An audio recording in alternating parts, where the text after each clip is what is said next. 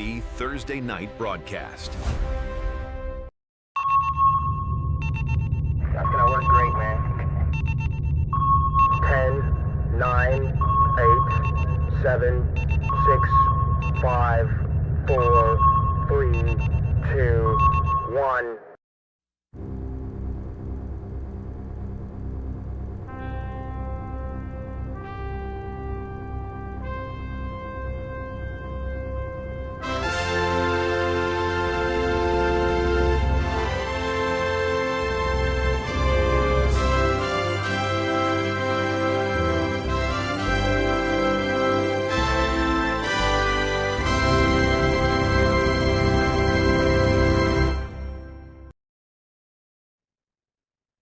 And Happy New Year, everybody. That works.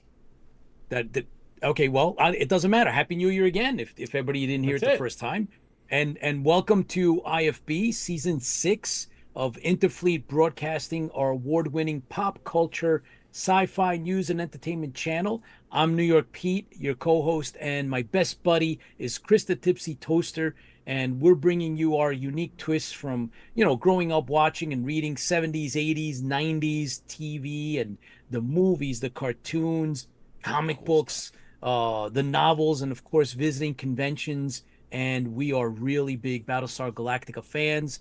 That's what brought this all together. So welcome. And again, Happy New Year, everybody. I did not make the January 1st show. I didn't notice.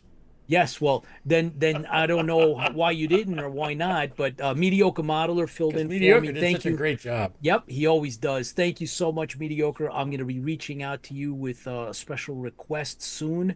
And welcome, everyone. I see that there's plenty of our regulars out there. Get your thing out. Oh, there's, yeah, guess what? There we go. There we go. I see a whole bunch of our regulars are out there. And so I'm going to start from the top. And as you guys pop on, I like to recognize all of you. We like to make sure that everybody gets, heard here. John, Juan, RD Moreno, of course, Lola. Hey, Ken, how are you, buddy? Chuck Davenport. Chuck, I hope you are getting your pencil sharpener and paper all ready to finish up what we need you to do. And because we're gonna rock that's happening. And James, thanks for tuning in. There's a couple of you, McLaughlin and McCoy, thank you. Erica, George G in the house, of course. Dave Turnbull, thank you, Dave, for all the work you've been doing. I know Gary should be out there somewhere as well.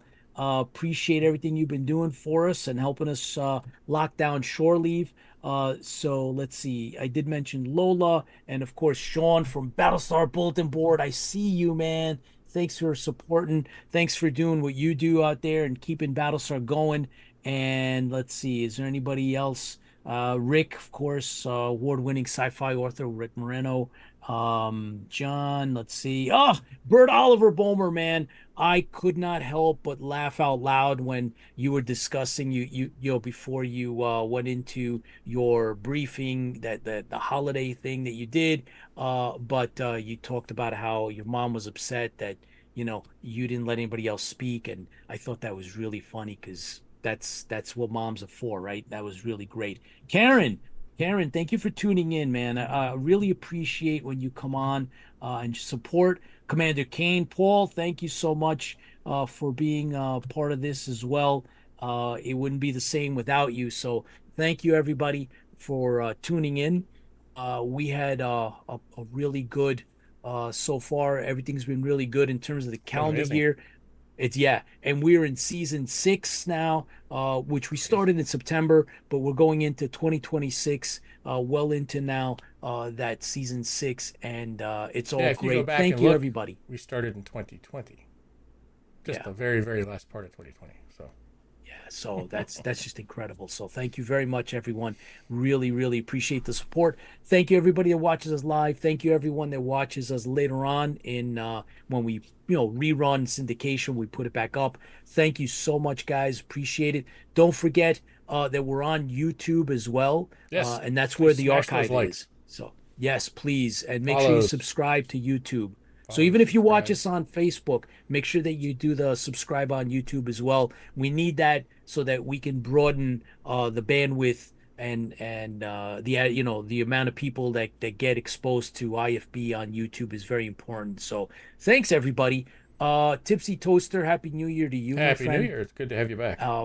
Let's thank you so much. It's good to be back. I wanted to oh, Susan's out there. Susan, thanks for joining us. So I want to toast to all of the family that's out there. That's right. What do you got? I have IFB tea. Ooh, that's special. Let's see. It's See if IFB we tea. got somebody else here online who's got maybe the box wine. Tiny Bean. Did you mean this? Tiny Bean, how are you? Hey Happy guys, New Year. Happy How's New it going? Year. I didn't get the shirt memo, guys. Come on. Battlestar shirt. Oh, those Battlestar are Galactica. awesome. Love it, love it. Oh yeah, look, there's all kinds of cool stuff. Best part is Yeah, Oh, there's an Imperious leader on there. That's right.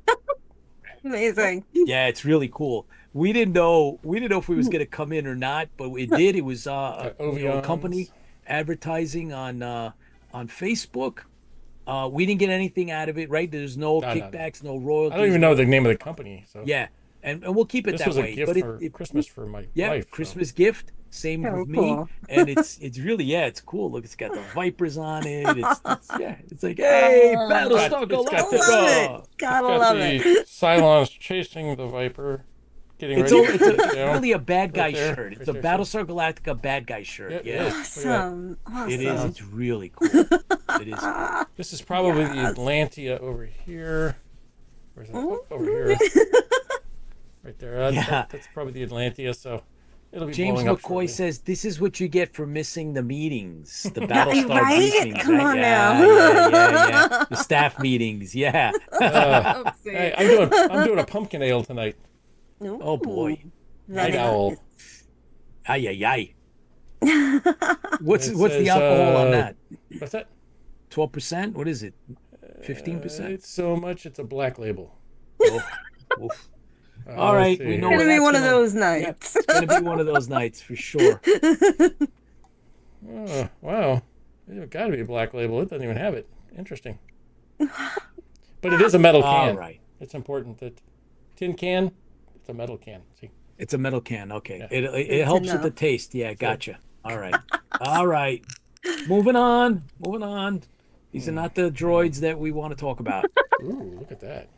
Oh, Ah. yeah. Oof. That has one hell of a taste, I'm sure.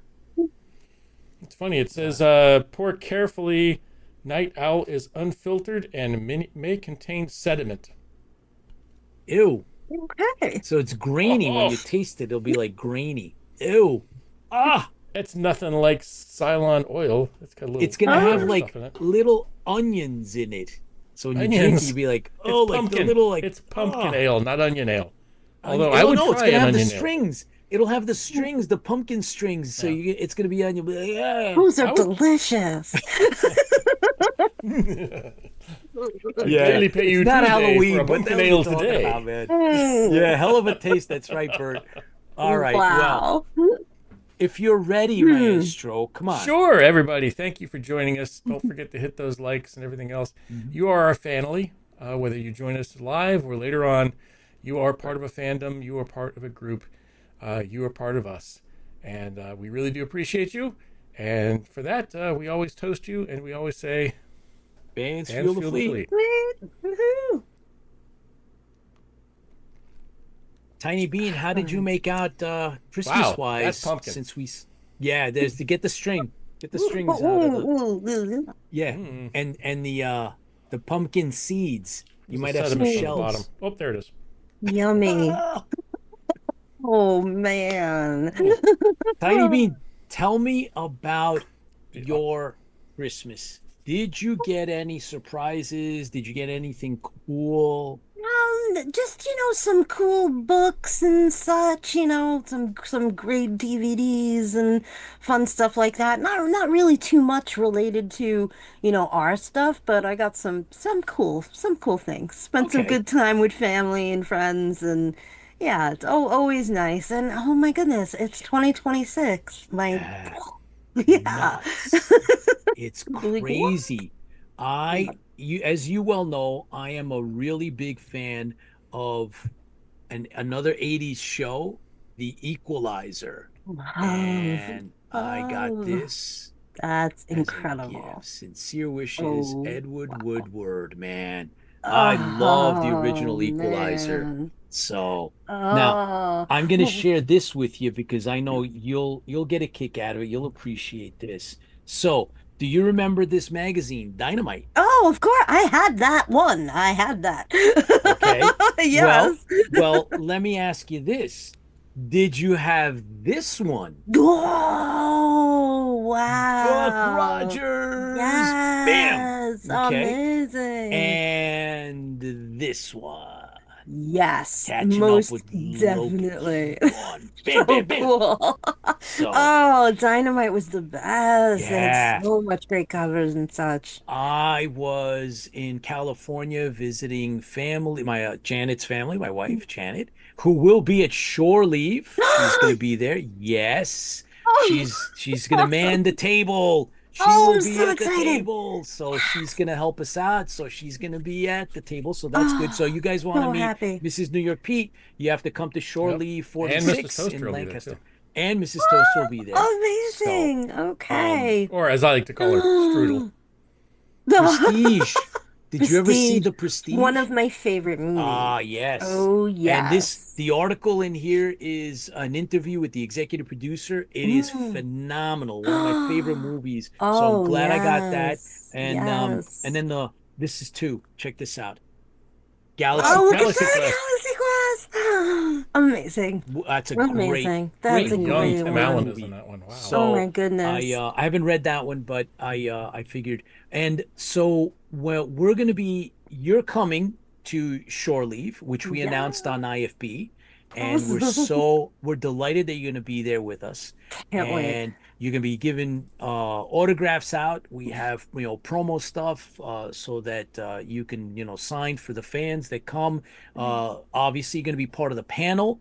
We're gonna Yay. have our premiere, right? So we're going to have a regional premiere in Pennsylvania, Lancaster. Will at the show at Shore Leave. We're going to have a Q&A and a panel after the screening of The Stranded Warrior. Obviously, you're going to be on the panel along with Diana Durango and myself and Tipsy and Fran, superfan Fran, of course, will be on the panel as well. We'll be joined by Dave and Gary. Dave Turnbull and Gary Herder will be decked out in their full Colonial Warrior regalia as they did in the film, right? They have Yeah. cameos in the film. So Ah. we're going to have a great time at Shore Leave. And I'm so happy that you're going to be joining us. So everybody that wants to see you will get a chance to come and say hello. I am so excited. It's just such an honor to be a part. I can't wait. Right? This is how things happen, right? This is how they Right. roll on IFB. This is what we do. So yeah, come on. So Yes. thanks for that, Tiny Bean. Thank you Thank for you. committing to that. I know that it's a sacrifice for all of us, but thank you for committing. So I just want to cheers. Thank you. Cheers to you as well. Is Ooh. it the first time you're going to a con? No, I you've mean, been I to used to go to cons. New York Comic Cons just, Okay. for fun, but Yeah. never on the other side of it. It's Yes, you were on like, the other The other that's gonna be a side. whole Hang on. other thing, right? Yeah, you are. You're right. This is it. You're going to be behind the Oh, table on the panel mm. and you're going to be autographing. I hope you get a kick out of that. I know that Yes. it's fun. It's I fun. know. People Oh come to you, they gosh. want to, I can have your autograph. I It's can't wait to incredible. meet It's all incredible. the people that are there, but Sandy's going to be there. So we had her on the show a while. Yes, we did. Sandy Gimple's going to Yep. be there. Oh wow. Lorette Uh, I Lorette's know. I gonna was be like, there. Lorette's gonna be there. Boomer's gonna be. Yep. I'm like losing my mind at just There's the idea. Stargate's going to be Yep. represented. The original Star Trek's going to be. There's a bunch of celebrities. As a matter of fact, two for those that buy their tickets, you get the two Stargate guests. It's their autographs are free. Yep. Look, Lost in Space is going to be there.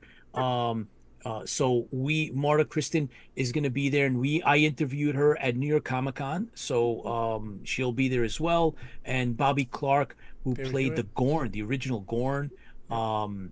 and Sean Kinnessy is going to be there too, right? So he plays Captain Pike. That's in the in that Yeah. Yes. that wheelchair of sorts that he has. Yeah. So that's going to be very cool. We're going to have a really good time. Yeah. It's Um, quite a lineup. It's And it there's really, still is. some to be yeah. announced.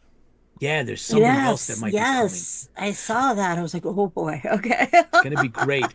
All right. Incredible. Well, Oh, Pete, I yeah. did want to mention my one of my favorite Christmas presents that I know we talked about a while back, but my friend New York Pete got me an autograph of John DeLeMay from Friday the 13th, the series.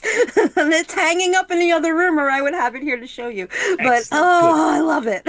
Good. I'm glad that you enjoyed it. I'm glad I got a chance to meet him and get you the autograph. So Thank you. cool. Very cool. And listen, real quick, the charity auction for the Arts Center Yeah. up in the Adirondacks, I think it did well. Everything that we sent up was auctioned off, and Yes.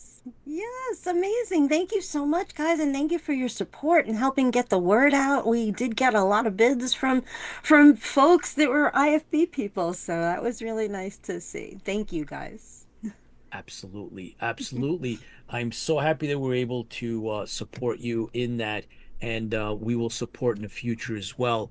I have a select few star logs from my personal collection that I have to pass on. So when I see you at shore leave, I will be giving those to you, and Oh my then you goodness. can, whatever you will do, whatever you want with those. Wow, thank Yeah, you. I have a Wow. bunch of really. I pulled out some of the Yep. alien ones for you, and so Oh, yeah, it'll be Yeah. some Pete, cool stuff. Pete and I are in the thinning down the collection phase, Yeah, oh, okay.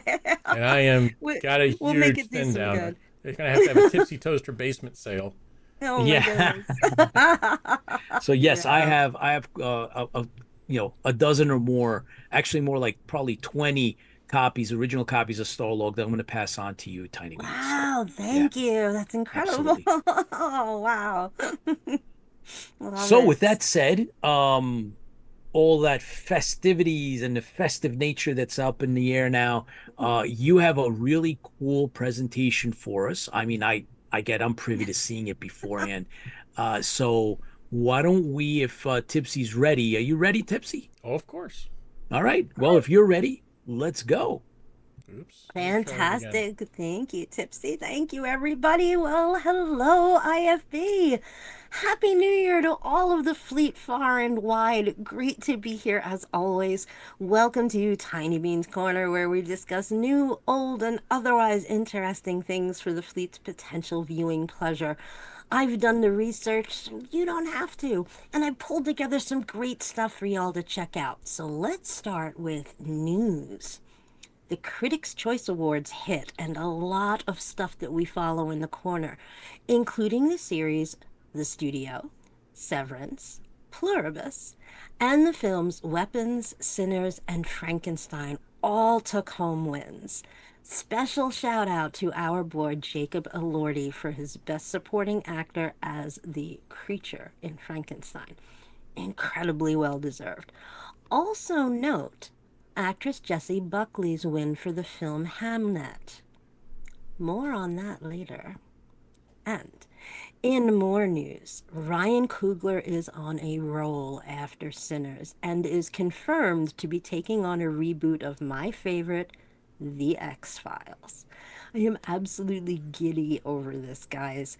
Our beloved classic is in excellent hands. Coogler has confirmed that his upcoming reboot will respect the classic show's way of telling stories with a mix of Monster of the Week episodes and the conspiracy theory overarching tracks as well. He has also confirmed that he has been in touch with Gillian Anderson, but he remains silent as to whether or not she will return as Dana Scully. So stay tuned. And I think a rewatch binge is in order. All episodes are available on Hulu. Just saying. Now, in up and coming, right around the corner news, check out the action crime drama The Rip, coming to Netflix January 16th. It stars the famous off-screen buddies we've been following since the 90s, Matt Damon and Ben Affleck. Based loosely on a true crime story, it's about a group of Miami investigators who come across a huge pile of cash hidden in a safe house. And you can pretty much guess what happens next. Trailer just hit. It looks like a lot of fun. So check this one out on Netflix, guys. It'll drop on January 16th. Also, in right around the corner news, for those of us missing Westeros and the lands of Game of Thrones, get ready for A Knight of the Seven Kingdoms, the story of Sir Duncan the Tall and his squire Egg, set in time 100 years before the events of A Song of Ice and Fire, based on the book George R.R. Martin gave us, instead of finishing the Ice and Fire series as planned. But I digress. No, I'm not bitter at all. Whatever gave you that idea? In any event, this one looks to be all sorts of fun. Martin has said in terms of world building, the series will have a different tone from Thrones and House of the Dragon. But it's still Westeros, so anything can happen. We all remember Ned Stark and the Red Wedding, so yeah, be warned. Knight of the Seven Kingdoms hits HBO on January 18th. For my Watch Right Now pick, here's a fun one that came out of left field, and I went in completely blind. Try The Copenhagen Test on Peacock. It's an espionage sci-fi crime thriller, so ding, ding, ding, it checks a lot of boxes, and it stars Simu Liu as an intelligence operative who discovers that his brain has been hacked. Now, I am only a couple episodes in, but I am really enjoying it. It's a fun ride. It's not reinventing the wheel, but it's solid and enjoyable, and it has a great cast. So give that one a try. All 8 episodes are available on Peacock. Now, brush up your Shakespeare fleet. The Bard is back in fashion, and let's be honest, for theater nerds like me, he's always in fashion, but I digress. There are many, many versions of Hamlet to see, from straightly told Elizabethan style to more modern interpretations, and of course the role has attracted the likes of Laurence Olivier, Kenneth Branagh, and Ian McKellen, just to name a few. It is one of the most quoted plays of all time. To sleep, perchance to dream. Something rotten in the state of Denmark. To be or not to be. There are more things in heaven and earth that are dreamt of in your philosophy. I could go on, but the lady doth protest too much. Now, get ready for a thoroughly modern-day interpretation by one of my favorite artists, Emmy and Oscar Award winner Riz Ahmed. I first noticed him in one of the best one-season crime series I have ever seen, 2017's The Night Of from HBO. The series was an absolute knockout. If you didn't catch it, I highly, highly recommend it. Riz Ahmed's role led to an Emmy win, and you may also recognize him from The Sound of Metal and as Bodhi Rook in my favorite modern Star Wars film, Rogue One. He's also currently the voice of Severus Snape in the new all-star audio recordings of the Harry Potter books. Well, now he has set his sights on the greatest role in English-speaking drama, Hamlet. And oh my, does it look amazing. He wanted to reimagine Hamlet as a contemporary thriller, and boy, that really works. It dropped at the Telluride Film Festival to much buzz and acclaim, and it hits theaters in limited release February 6th. Watch the trailer on YouTube and just prepare to be blown away. Get thee to the theater, friends. Shakespeare's words are alive and well in 2026 and made strikingly relevant.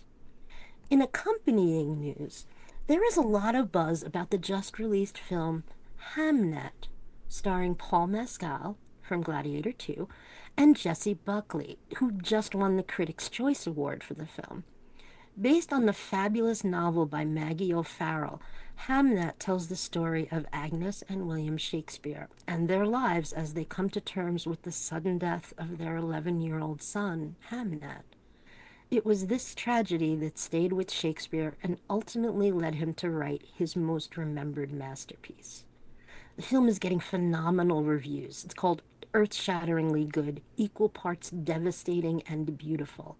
It has appeared on just about every critic and filmmaker's best of lists of films for the year. A guaranteed Oscar nominee in multiple categories.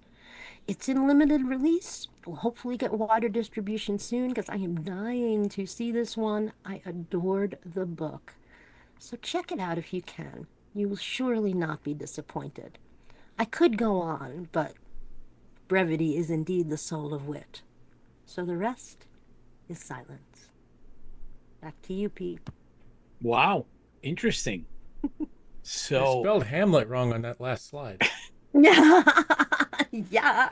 Although if I it's was like- Hamnet, I'm all for it. I don't know where to get the fucking yeah, ham yeah, at. this has nothing to do with food, man. You're No. thinking of food. It's not about hams. Jeez, man, unbelievable. I wanted to ask you though. So that was, as usual, outstanding. And I know that, there's always going to be feedback. Everybody's, a lot of us all love to go watch these. They love your recommendations. I do personally as well. Yeah. But there was some things that you had actually brought up in the past. It's been hard for me to keep up, but there's one so one of my flights that I was on not too long ago in the last 6 months, I tried to watch some of it, and it was the Lazarus Effect. Oh, I remember that one. Yeah. So I Mhm. know that there was a second season, so I kind of dived in because that's always something that fascinates me, is the whole, that whole weird time travel loop thing. And Yeah. so I've been watching that, and so far so good. Mhm. I'm fascinated with that. But Stranger Things, did you I am preparing my okay. review of the finals. Did you watch the whole finale? No, I 'Cause have not. I have oh not. my, yeah, it's Yes pretty or no? it's pretty great. Okay, good. All right. It's See, pretty great. that's okay. Because I And saw a lot of yeah, controversy. There was a lot of yeah. controversy. I think people just, complain too much. I don't Okay. know. I loved it. I thought they summed things up well. I loved the music alone in the final episode is just incredible. They got the Prince catalog, and Ooh, Prince's estate does not give his music to anything. right. So that alone was a really big deal. And Bowie. They Oh, end yes. with I Bowie. did read something about that. So, okay. Yeah. I Which, mean, by the way, it's Bowie's birthday today, and somebody posted a picture of him from The Prestige. oh, busted. Right? See, there you go. There's always, Yes. there's all these like this intersection. The Nexus is here on IFB, of course. Yes, yes. I love it. I gotta admit, on my brain today has been the fact that you are going to shore leave. Right. So I'm really stoked about that. Um and that's gonna be so much fun. And there was a lot of things today, Tiny Bean. Just a lot of things that came our way, a lot of really good things. And it started out with this whole thing, getting confirmation from shore leave. And then when you said I was putting stuff up, and then when you said you were gonna go, I was like, oh The my God, this planets is are great. aligning.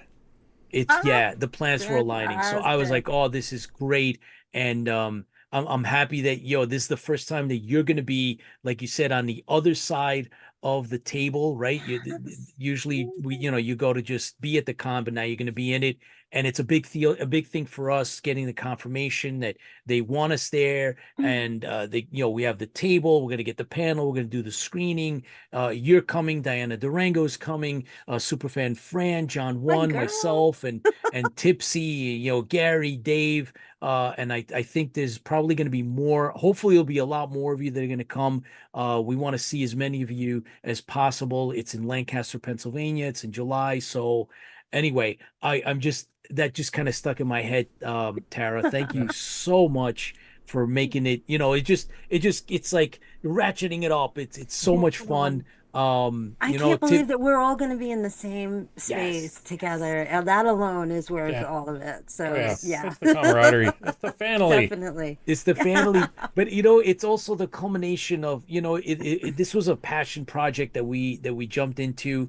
We wanted to showcase everybody's talents. We wanted to compete against the Star Trek, the Star Wars, the DCU, MCU universe, and all those other fan films that are out there, and show that, the fans of Battlestar can actually, hold their ground. And we've won, 22 various awards between, the official trailer, the poster, and then of course the film, it's a short, right? I mean, it's just a short. It's a 12.5-minute short, but I think we did it justice. And you were a part of that, and want to thank you for being a dream maker.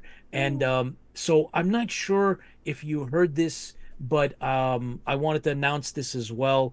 Since you're here and you were a big part of, a part of the Stranded Warrior making this happen, and all our other projects, including Tower Protocol. But we will be screening both the Stranded Warrior and the Tower Protocol come May 2026 in Queens, New York, at an exclusive screening. So yes. You have to tell me when I need to be there. It's going to be in May. Right now, they're locking down the dates. It'll probably be the first half of May, and I don't know, like if it works in your schedule, that would be great. Wanted to make sure that you're going to be receiving a Dream Maker certificate from us. For helping us make these things happen. You've been involved in all our projects over the years. And, now that we made them and we got all these awards, we just want to make sure that, we recognize and thank everybody with the smallest things sometimes mean a lot, right? A little recognition. So thank you so much for working with us and doing all this. We're so proud of our work and proud of everything that, you and the fans have done for our dreams. And so thank you, Tiny Bean. Thank you so much, guys. Just such an honor to be a part of this family we've created. It's amazing. Yes. So. And you did an audio. We put together, we wrote out an audio under the desk. It's part of the Tower Protocol world. It's world building, and your character from the Tower Protocol has a backstory. The audio drama is complete thanks to Tipsy. And so that'll be premiering very, very soon. We'll be putting it out. So stand by. I'll give you a heads up right before we release it. But it's coming out, everybody. So if you want to know more about one of Tara's characters that she particularly plays in the Tower Protocol, we have an audio drama, and it's a backstory to, who and what she did and how she became a part of the Tower group and the Tower Protocol. So there you go. I think it turned out really well, I think. So. It's really good. It came out really, really well. Oh, good. I can't wait. And it's you're starring, it's your character. So it's really, really well done. So thank you for everything. Here's to you, Tiny Bean. Keep up the good work. Thank you, guys. Fans fuel the fleet. After putting that together, all I hear is, Micah? Oh, Micah. Don't get me started. I'll cry. All right, guys. Thank you so much. Thank you, everybody. Absolutely. Fuel the fleet. I'll see you soon. Take care. Okay. Thank you, Tiny Bean. We'll talk. Bye, guys. We back in I wrote this down because we had to look it up. I had to look it up, but you looked it up as well. Mm-hmm. So in 2022, right? Which is that's a while ago, man. It was like 3 years ago. We Crazy. Just yeah, crazy. we had a really fun, really cool interview with Lee Stringer. He's a VFX supervisor, and he's an Emmy winner for his work, and he was nominated multiple times. I believe it's five, and actually won for a show that we all, you're a big fan of, Tipsy. I'm a fan too, but you're a bigger fan. And Lee is with us again today, and we're gonna follow up. It's been 3 years, Yeah, and a so we're lot gonna has find out. changed in 3 years. So we're Well, gonna 3+ years, right? It's three yeah. plus years. We talk It's about not AI and 2025. things like that. A lot of Yeah, things yeah, have yeah, yeah. changed in So the VFX world. it, We're it has, it definitely has, and it's get a there's been clue. a lot of stuff going on, and I'm happy to also mention that he's actively involved in the business. He's still doing stuff. He's still out there. He's filming things. He'll give us some clues as to a project that he's currently involved in. The NDAs are in place, so can't tell us a lot, but he's going to drop a couple of hints, I think. Well, he'll share what he can, so that's all exclusive. But he's here, he's in the green room, and it's exciting. And we're very grateful that he's taking the time out, right? You guys already know that he's a sci-fi fan, and we're gonna bring him on. He's here. So You ready to go? without further ado, Drum roll. Rum. Lee, welcome back. Let's Hi, see. sorry, I almost did the classic Zoom, forgot to unmute myself. I always wanted to buy a looking shirt at, that said that, yeah, Sorry, I'm on yeah, mute. I'm on mute. Oh boy, Lee, welcome back to IFB. Thank you Nope. for, taking the time out and, joining us here. And, it's you're busy, and that's great. And we appreciate that. It is good to be busy right now, which, the problem with my industry and the problem with any in this type of industry is it's either feast or famine. Oh, All the time. It always is. So it's like I can have 6 months, sometimes a year, with nothing to do. Not necessarily. I mean, I've got plenty to do. I'm always busy with one thing or another. But yeah, it just depends on what projects are going on, where the projects are, and lining up the next project. So no, I had a good year last year, and then the beginning of this year was quiet, and then it got busy, and I've had a nice sort of a few weeks off, and then I'm about to go off to Thailand again next week. This time next week, I'll be on the way to the airport. So yeah, wow, that yeah. is awesome.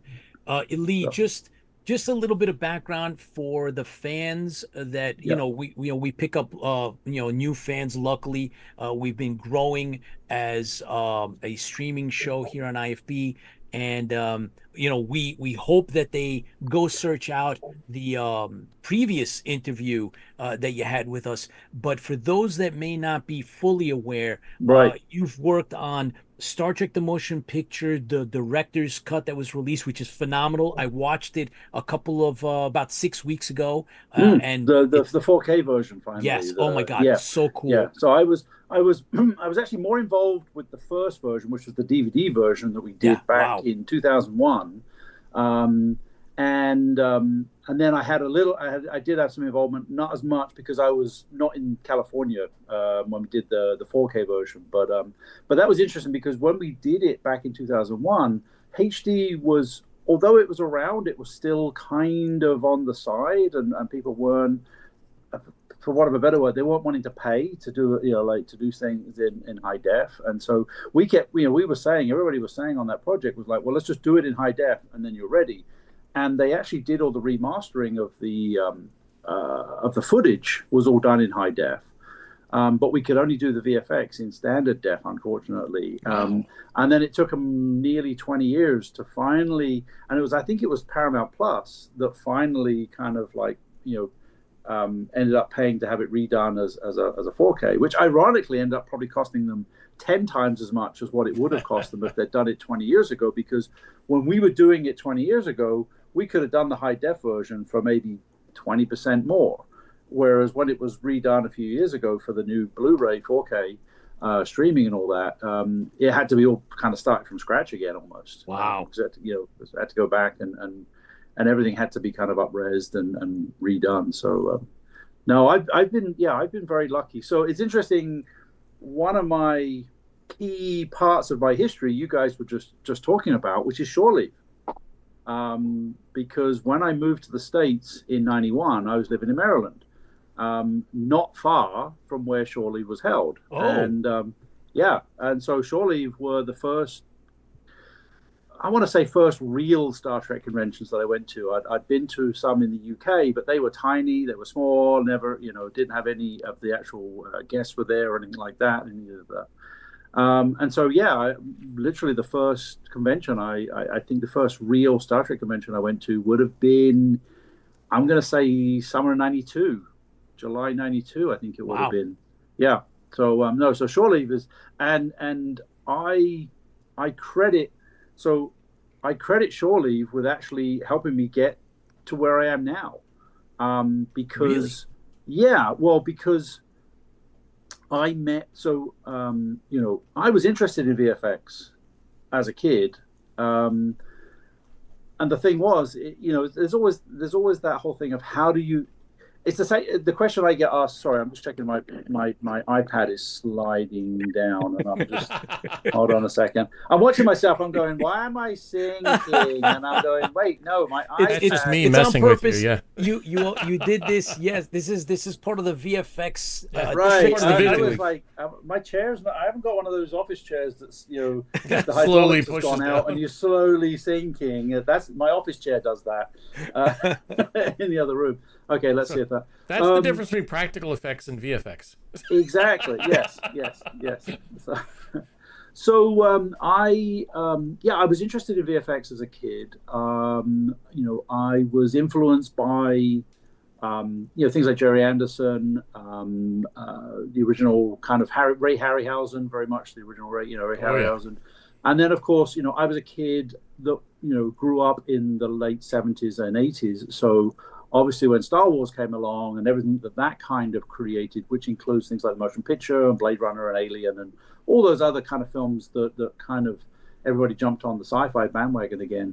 That was my era, So I was interested, but I didn't know how to get into. How do you get into VFX? How do you make a contact there? So it's all about trying to make contacts. Anyway, I was at shore leave. And they had a guest whose name was Mojo, Adam Leibowitz, who had been going to shore leave and other Trek conventions because he's from New York originally, and had gone to shore leave and he knew a bunch of the people there. So he'd gone out to California to work on Babylon 5. And he was now coming back as a guest to talk about working in VFX. So I was like, I need to talk to this guy. And I did, and I got his business card. And then a few years later, he basically hired me to go work on Star Trek Voyager. Holy wow! So I cut a bit out of the middle there, but basically I met Mojo at shore leave. I don't remember what year it was. I'm going to say 95, maybe. And then in 99. Because I was like, I want to do VFX. I've read your article. He'd written some magazine articles on the making of Babylon 5 and stuff like that. And I was like, I'm interested in that. I want to know more about that. I want to get into that. And so I literally went from meeting somebody at shore leave to working on Voyager and moving out to California and all that. Wow. And that, indirectly, shore leave definitely had a factor in getting me here. So anyway, so shore leave's always, I went back to shore leave. Oh, it's been a long time now. I think it was almost 20 years ago. They actually had me come in as a guest and I did some talks. So that was really cool because that was kind of like coming full circle. I was just like, well, I'm here because I was here. Wow, that's so cool. So and I still keep in touch with some of the people from shore, and I still, it's kind of a shame, the Marriott is gone now, the Hunt Valley Marriott's gone, but we'll see. Is it going to become another hotel again? I don't, or is it just going to become apartments or something? They get demolished, I think. Yeah, Oh, the original hotel was sold out. I believe they demolished it. It took them a little while to find a new home. Right right. now, it looks like they have, Yep. That's and the Westin Convention Center, yeah, the Yep. convention center. Right. So it'll house which them. is huge. Yeah. Yeah, then and they've expanded. Like they used to be in back in the day, it was a smallish fan Well, for run. me at the time, it was huge. Right. This was huge. But yeah, I get it. But yeah, They're I would imagine that they're probably in the tens of thousands that attend now. really, wow. Yes.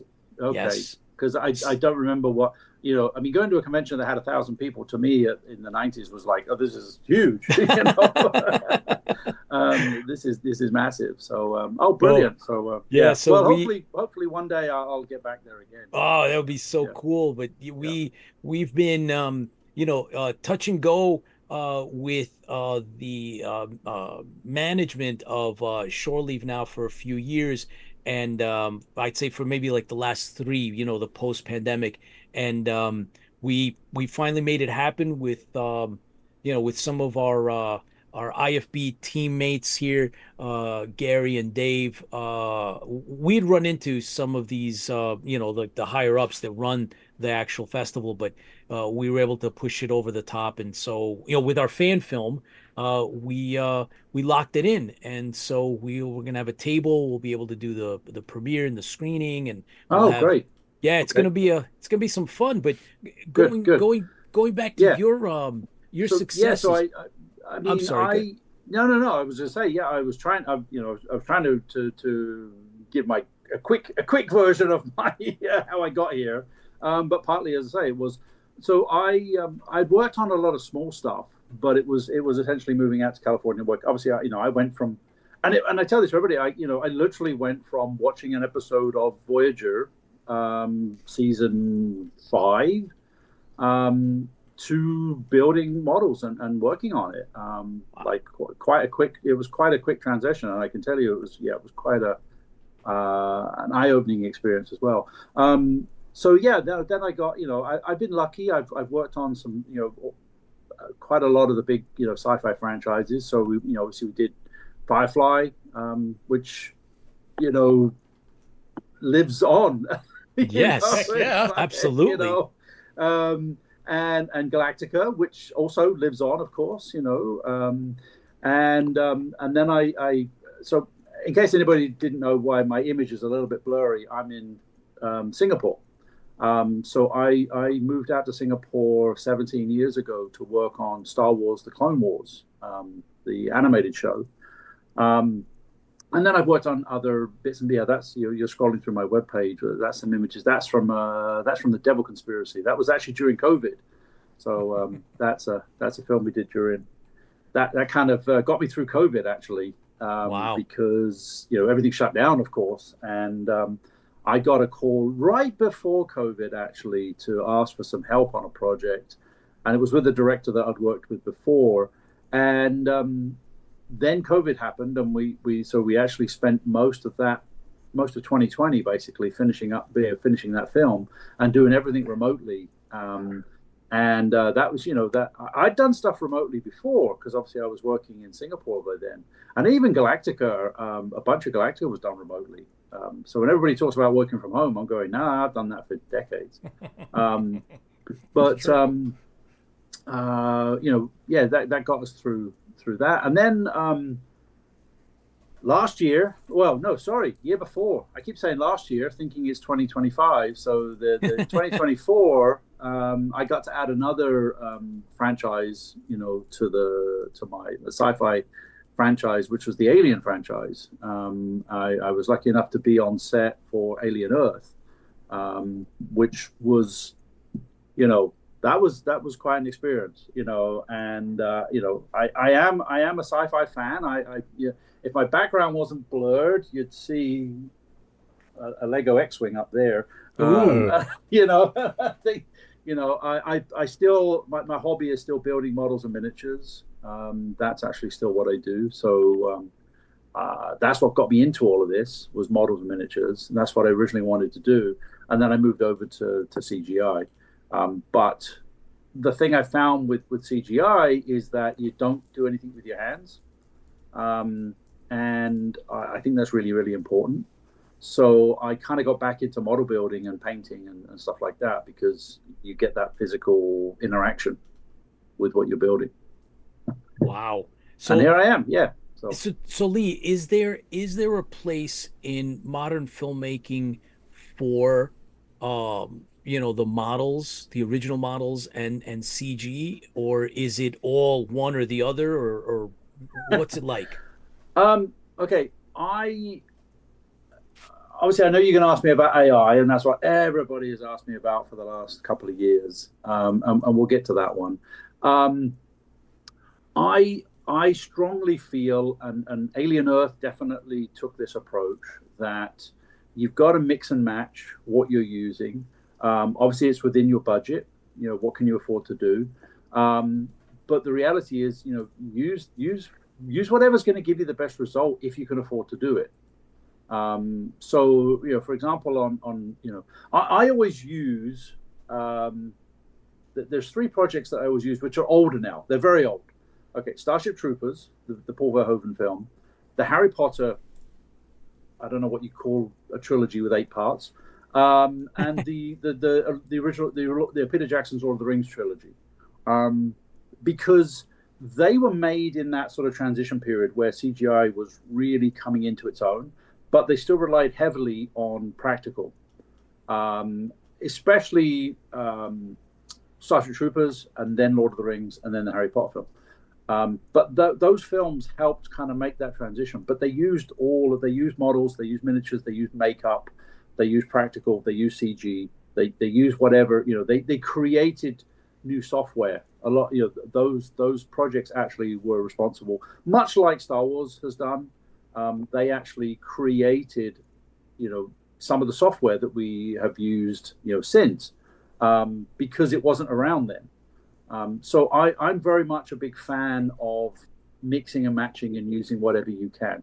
And on Alien Earth, that was a good example where, there was a lot of sets, a lot of practical sets. A lot of the creatures were practical. There wasn't a lot of green screen. Very, very little green screen actually on that. Wow. Most of the VFX that was done on top of what was shot, on top of live, so that there wasn't an awful lot, but there was still a huge amount of VFX in there, like a massive amount, and most of it you won't even know that was there. And the good thing we had was that all the creatures that were CG, we had practical stand-ins. We had actual either a puppet, or we had like a stand-in or a rubber thing or something on a stick or whatever it was that we could actually put there and go, okay, the creature is here, the creature's here, the creature's up your nose. Okay. And we would actually have like a little thing that, a little, it could be a little bug or the one that everybody loves is the image. So we had various images of different types and different materials that we could put there. We could put, in people's hands, or we could put them on top of something. We would film it, we would reference it, and then we would take it away. We'd shoot a blank plate, and then the CG would be added in afterwards. So it's a mix and match, and I think that is the best, the best way to do it. And if anybody out there I'm sure somebody has been, but if you haven't been, if you're ever in the UK and you're in London, north of London, they've set up this thing called the Harry Potter experience or whatever it is. What they did was they basically took one of the sound stages and converted it essentially into a museum.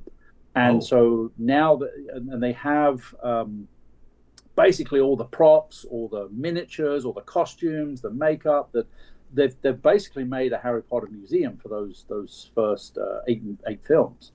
And it's brilliant because what you're seeing is the real thing. They're not replicas. They're not reproductions. They are the real thing. And they're very much,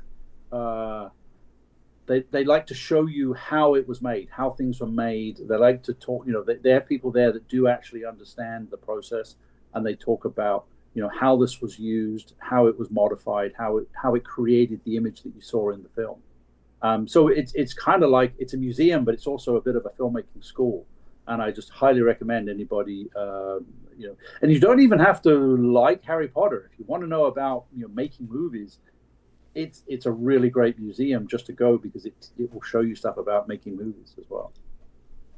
Interesting, fascinating. I will be visiting the UK later this year.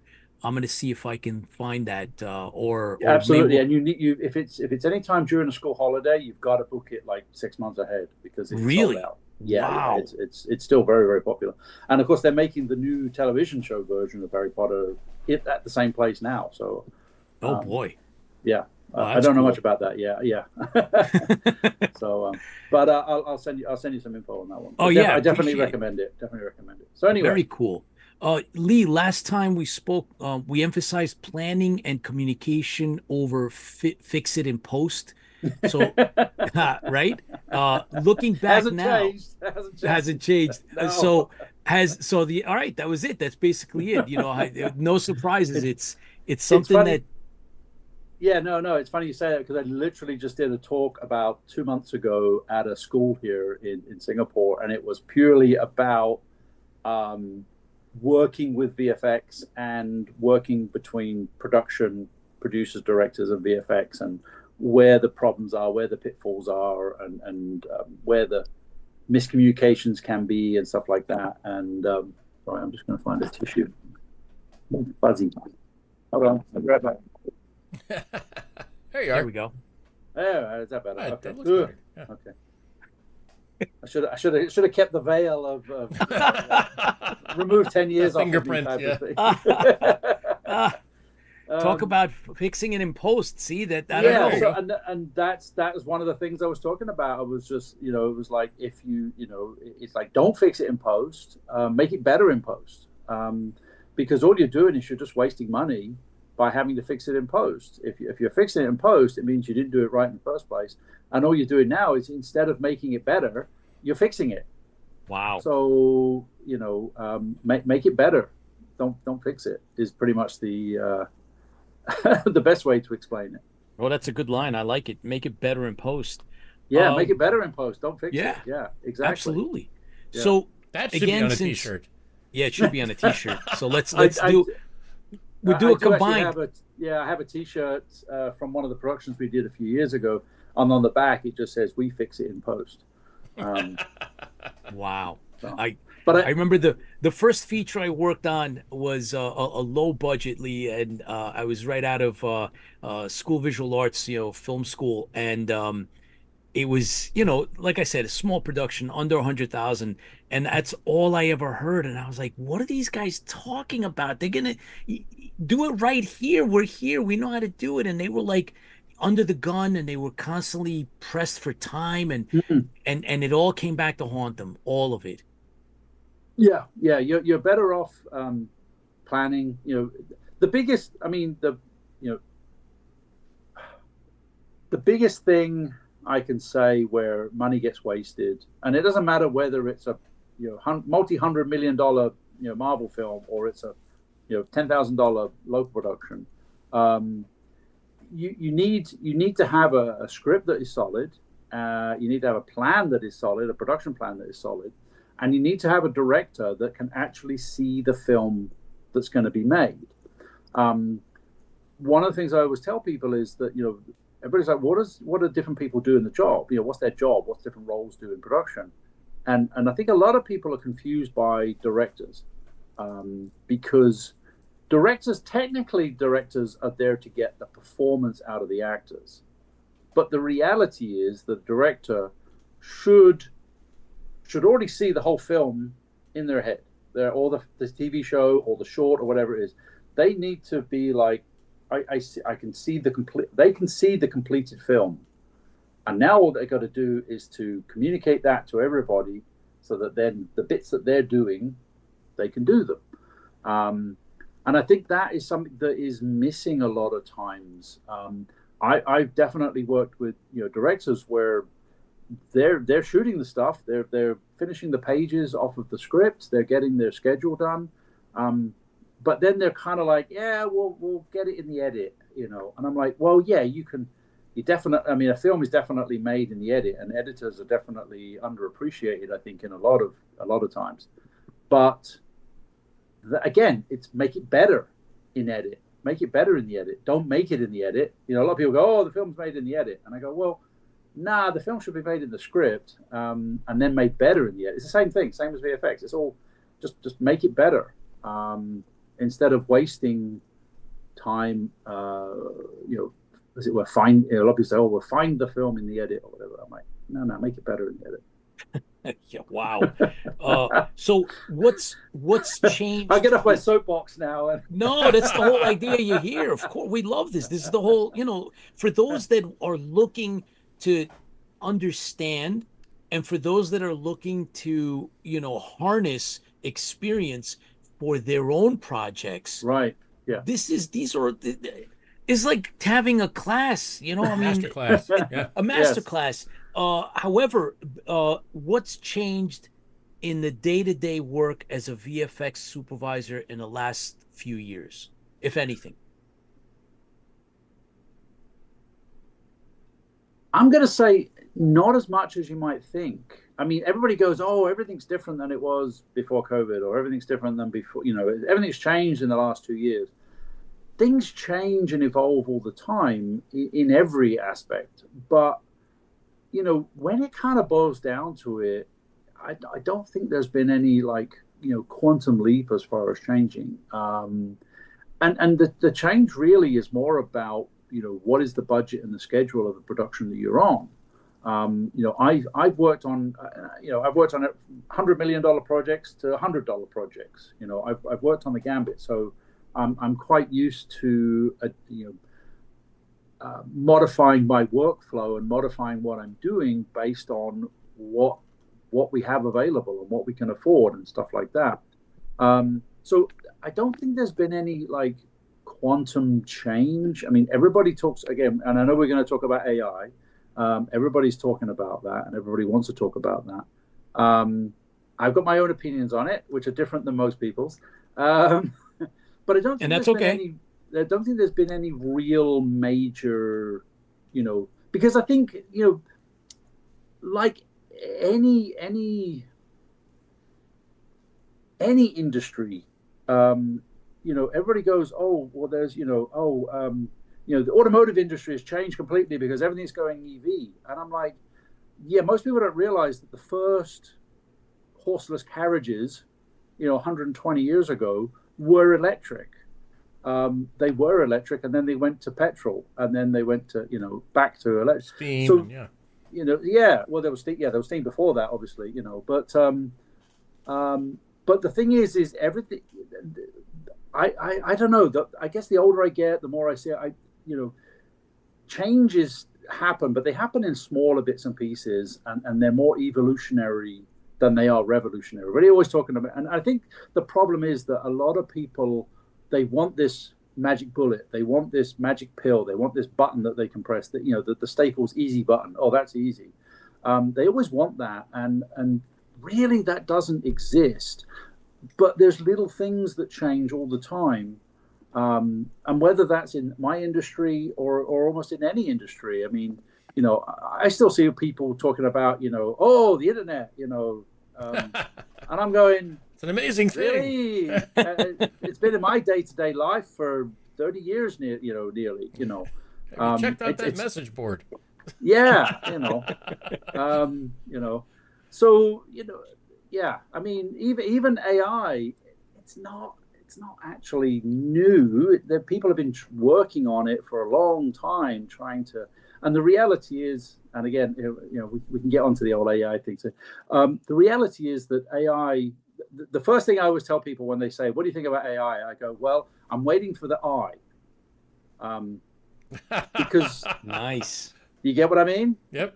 At the moment, I'm not seeing a lot of I in AI, and that's the important part. We can do the artificial quite easily, but I've yet to see anything that is what I would call intelligent. And I can start my AI rant wherever you want. Lee, before you do, I wanted to take a couple of questions that have Sure. been thrown up by our Let me just hold on a fans. second. Sorry, I should have cranked my Sure, air of conditioning course. up and I've started sweating. So Well, again, appreciate you taking the no, it's time okay. to. It's Friday. It's Friday morning over here. So yeah. Well, The one thing that's great about living in Singapore, everybody's kind of like, oh, doom and gloom and everything else. And I go, it's okay. Friday arrives. It's still here. You'll be there tomorrow. Don't worry. Well, I'm already in Friday. It's okay. The world did survive another day. It's okay. good man, good You can only man. go I back like and that. tell me the winning lottery numbers. That'd be great. Yes, if you could, I'm that would be working on great. that. I still haven't figured that one out. I haven't figured that one out yet. So, yeah. Oh boy. Well, Mediocre Modeler is a really good friend of ours. He's helped us with our projects. He puts together his own models. He streams. He's a podcaster, and he put up a question that I can't ignore. He Hey, says, "Lee, what model for pleasure are you building on your bench?" right now, okay. It's it's not sci-fi right now.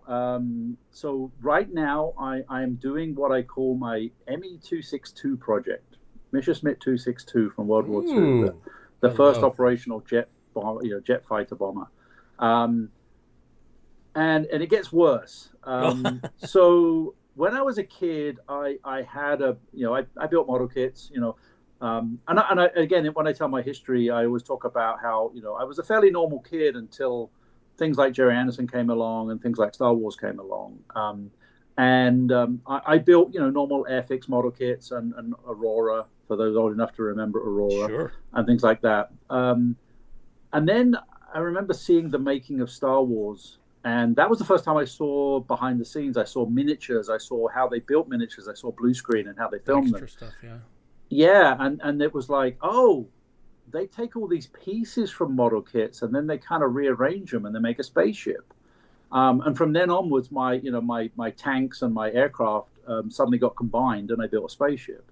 So, but anyway, so one of the aircraft I did build as a kid was an Emmy 262, and I always liked it because it was one of the first jet fighters, and it looks so different than everything else. The thing is like, why you like the Emmy 262? I go, well, compare it to every other aircraft that was flying in the 40s, and then this thing comes along.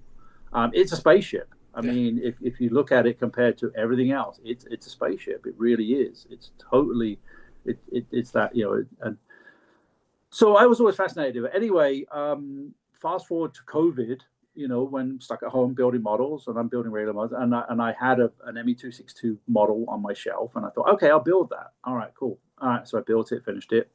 Yeah, I like this. This is great. I was like, there was different variants of the 262. I should build some of the variants. And I'm always fascinated. I don't know if you guys are familiar. There's a thing called Luft 46. If you're not familiar with it, look it up. It's fascinating. It's sort of alternate. It's basically like Man in the High Castle type of thing. It's like alternate world history. It's kind of like what would have happened if, it's sort of steampunky, but not steampunk. It's like World War II punky. It's what would have happened if Second World War hadn't finished and that technology had continued. So it's that sort of Vein. It's fast. It's very interesting. I would love to make a film or a TV show that was that. As I say, it's in that kind of Man in the High Castle type of thing. There's talk that in Penamundo that they were experimenting with high tech stuff there, and well, that was where the V2 was built. And that's the thing. The Germans had the V2, which was, I mean, everybody talks about Yuri Gagarin and Alan Shepard and that who first in space. The reality was the V2 went into space. It did go up into space. If they had literally had a guy who was suicidal and stuck him in the nose of a V2, that would have been the first. They would have had a person in space. Wow. 20 years earlier than the Russians did. So yeah, I mean the whole U.S. space program and the Russian space program pretty much came from the Germans. So yes, anyway, well, I'm always fascinated that's a fact. by that's a fact. I mean, And there's the bell, the flying bell, and there's the honeycomb technology that they were working on. Yeah. All the I mean, as I say, there's a lot of technology that we use even now, which came out of whether it was on the Allied or the Axis side, on both sides. I mean, that's the other thing that I'm fascinated with World War II, was that progression of technology in essentially about a 10-year period. You look from the mid-30s, we went from horse and carriages and biplanes to jet fighters and nuclear bombs. I mean, within 10 years. And for me, that period of time, it's war, it's devastation, it's horrid. Millions of people died. Obviously, I don't forget that. I'm not forgetting the horrors of war. But the thing that fascinates me are the progress that was made. How about the Christmas lights, the flying Christmas lights that would encircle some of the bombers, and they say that it might be that's Foo Fighters. They're called. That's where the band, the Foo Fighters. Right. Yeah, there was something that they still don't actually know exactly what that was. They think it's this ball lightning thing. Foo Fighters or UFOs. Yeah, exactly. So anyway, I diverge very easily, in case you hadn't figured. So what's on my desk? I'm building a 260. So I built one during COVID. I thought, I'll build some of the variants. There's some cool variants. I've now built 56 different 262s right now. Whoa. And I've got about 30 still to go before I'm literally going to end up with about nearly 100 Emmy 262s or Emmy 262 variants or things that were inspired by or connected to. Don't ask me why. It was one of those rabbit holes. Ask any collector or whatever, like, why do you have to have a whole shelf of blah, blah? Well, because I had to have the whole set. Yes, of course. That's exactly where it was. I literally got to the point where I went, well, I need to build that version. Okay, I need to build that version. So right now, Emmy 262. The next thing. Yes. So the next thing that will be finishing up, which I'm hoping to finish up next week before I head off to Thailand, is my studio scale, 24th scale Hawk from Space 1999. Nice. It's a 31 inch. It's actually, again, something that I started during COVID. When I was actually on a production, I took a whole box of bits with me and I started it over in Indonesia. And then it kind of, got back on the shelf. And then I pulled it down earlier this year and finished up actually the build. And it's now in the base white coat. I just need to finish basically the paint and the decals. Ooh. So it's a Space 1999 Hawk. Wow. Studio scale, which is it's nice. It's 2.5 feet long. It's 31 inches. So it's a nice piece. So that's what's on my bench. Anyway. Get back to the second question. Let me get yes. Now I'm going to drag you back into productions and some of Alien Earth. So this is a question from John 1. How did you like the xenomorph in Alien Earth? A lot of fans were split on it. He says he loved it and it was a great series. Well, I mean, I was there on set. I was with Cameron, who played the alien, and Jade, who played the second Xeno. Jade. I was there every day with them, so I loved it. It was a practical suit. It looked. I mean, it's funny because in my industry, I work mostly in CGI, and we're now the boxing bag, the punching bag of the industry, because everybody's like, oh, no CGI. CGI looks fake. We don't want CGI. Go back to practical. And then they go and they do a practical suit, and everybody's like, oh, the suit looks like a guy in a suit. It should be a CGI alien. I'm like, well, what the do you want? Like, seriously. So I thought it looked great. I mean, it was made by Weta Workshop, down in New Zealand. The guys from Weta Workshop were there. I was with them every day, most days. Wow. I thought the suit looked incredible. It looked really good in person, like really good. There was definite craft, and I thought Cameron, who's the stunt guy who was inside the suit, he worked his ass off, getting the moves and there was a lot of stuff that probably may not have made it to screen, but like he was being thrown around on cables. He was, sweating like crazy every day inside this suit, where there's nowhere for the sweat to go most of the time, Oh, wow. We're on an air-conditioned set, but So, no, he worked really hard. They worked really hard. I thought it looked great. Then there was minor CG augmentation. And there weren't that many shots that were full CG Xeno. Nearly everything you saw with the Xeno was practical.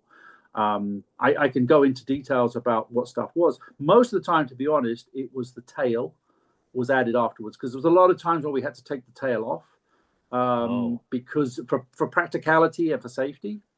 The tail was removed. Obviously, there was a lot of times when there was cables that needed to be removed, and then a lot of times there was a stunt version of the helmet. Not the hero version was like, when it was there and it was drooling and the mouth was opening and all that. That was all practical. But there was a stunt version of the helmet that basically didn't do anything, and it had a line, had a cutoff, basically. So where his head is where the neck is. So the Xeno's head is actually here. So the jaw is kind of here. But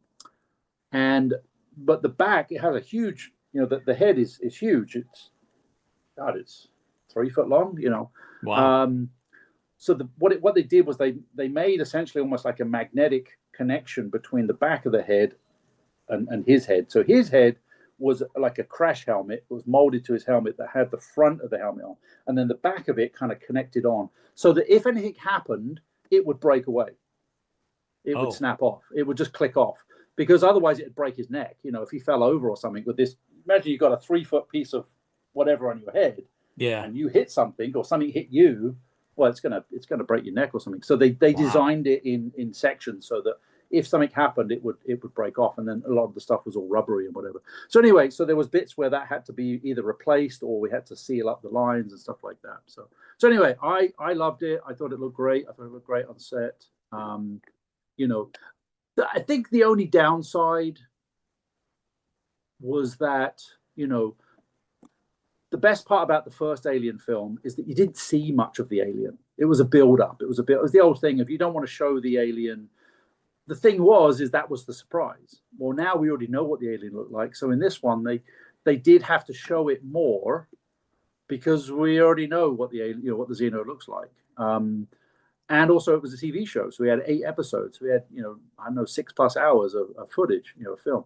So I think, you did see a lot more of the alien. And I think that was why people maybe started to pick it apart more. But I liked it. I mean, it was, yeah. Cool. Well, before we go into the loaded question of the AI, Lee, I just wanted to recognize some of our supporters. Jacqueline Wolfhart, the director of Wolf Media Festival. Thank you for joining us and supporting, and thank you for recognizing our work. So we will be at your film festival in April. So thank you for tuning in. I know you're here. Erica Persiani is our convention followers. We do a convention chat with her when she's available. Derek Johnson, Scott Good, Mediocre Model, I mentioned. Rob Baum is our unofficial fact checker. Mike DeBrune, thank you for joining. Of course, Fran is on, and Chris Laskowski from Down Under. Thank you all for joining us live. Appreciate you and your comments. We're here with Lee Stringer, and Lee, the elephant in the room is, of course, artificial intelligence. And bring it on. I mean, tell us, everybody has an opinion. That's okay. You're in the business. So, let it go, man. Tell us all about it. Okay. So the short version, as I say, my biggest problem with AI at the moment still is the lack of eye. There isn't, it's machine learning. It's to give it a sci-fi analogy, it's Borg hive mentality. It's basically everything being pulled together. And I think one of the things that I didn't even think about it until I just started talking about it is the new show Pluribus from Many, that's on Apple TV, that's done by the Breaking Bad guys. Yeah, amazing show. Yeah, amazing show. And one of the things that I think it's hinting at, and they don't address this directly, is essentially AI. Because what you've got is the vast majority of the planet has now become this one hive brain, but it's lost its humanity because it knows everything, it can do anything, but it can't do anything.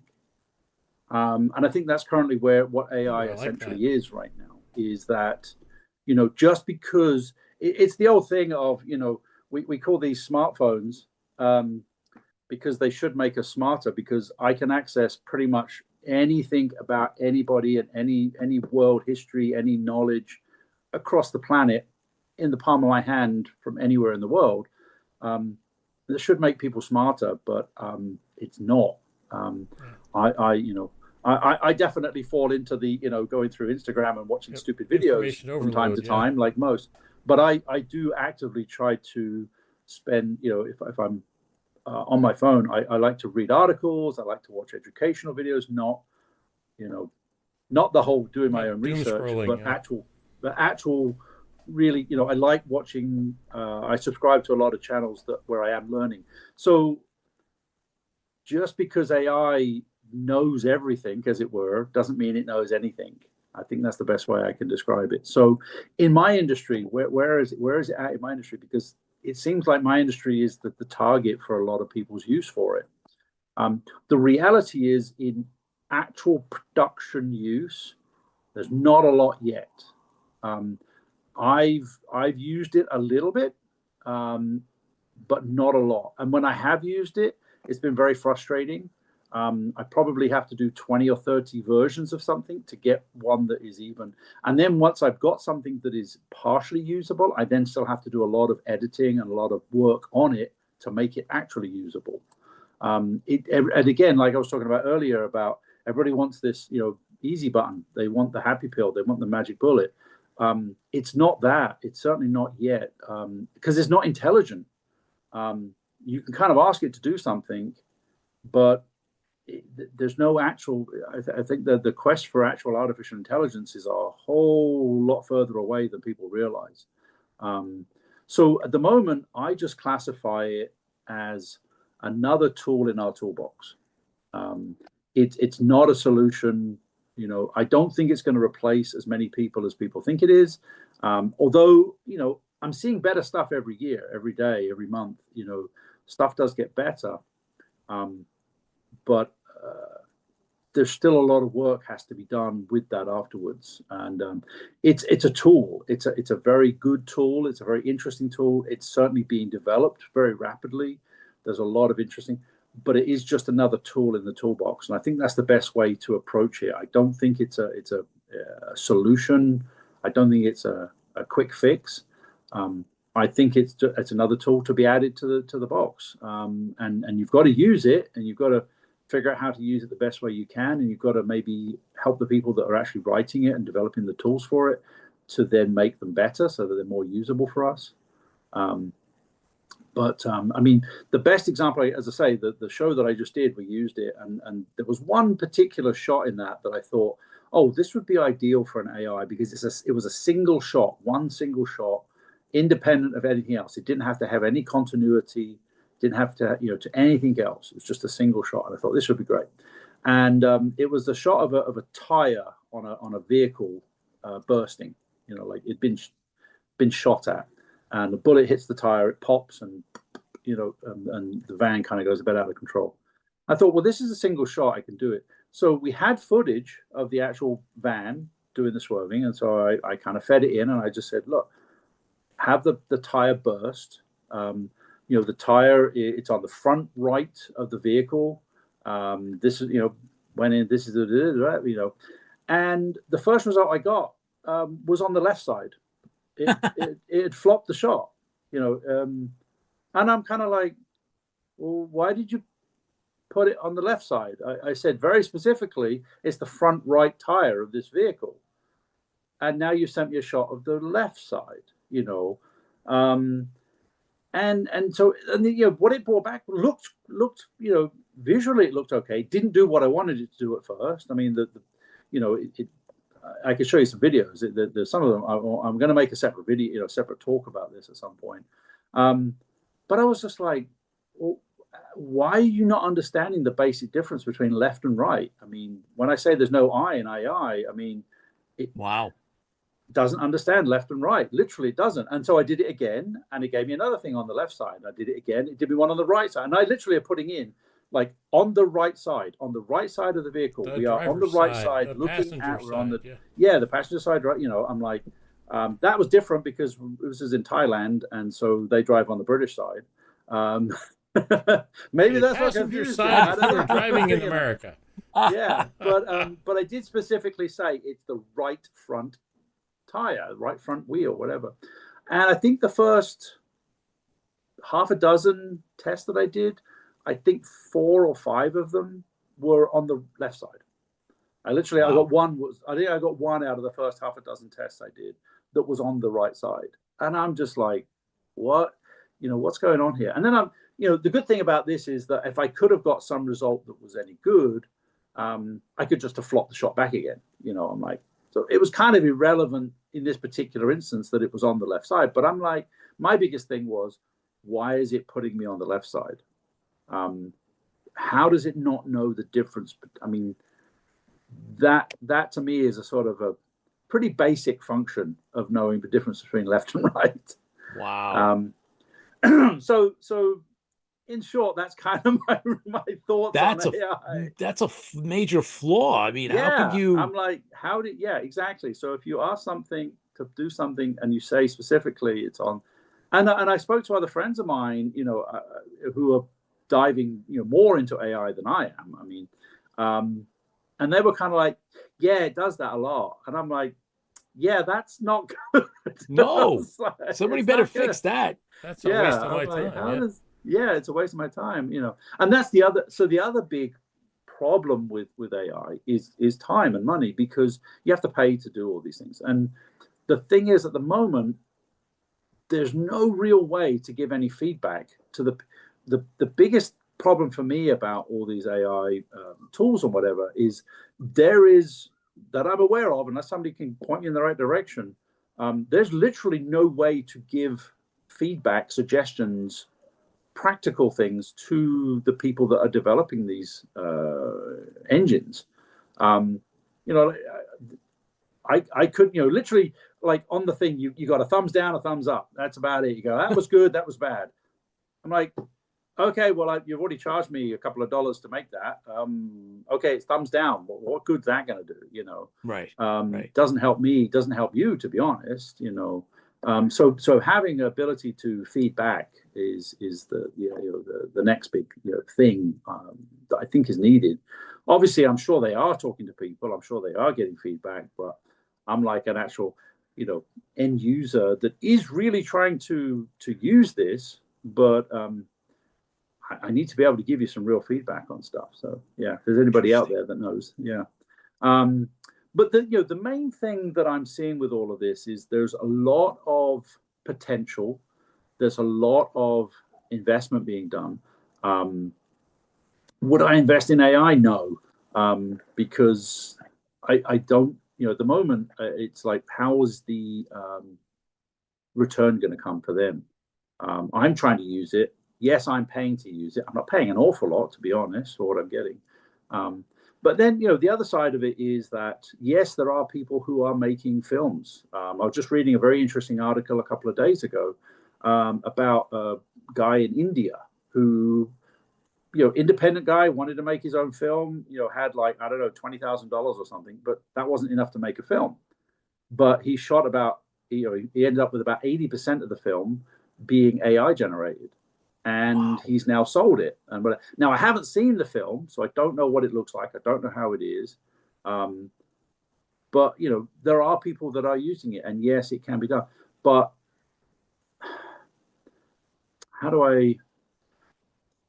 what I've seen that's been done,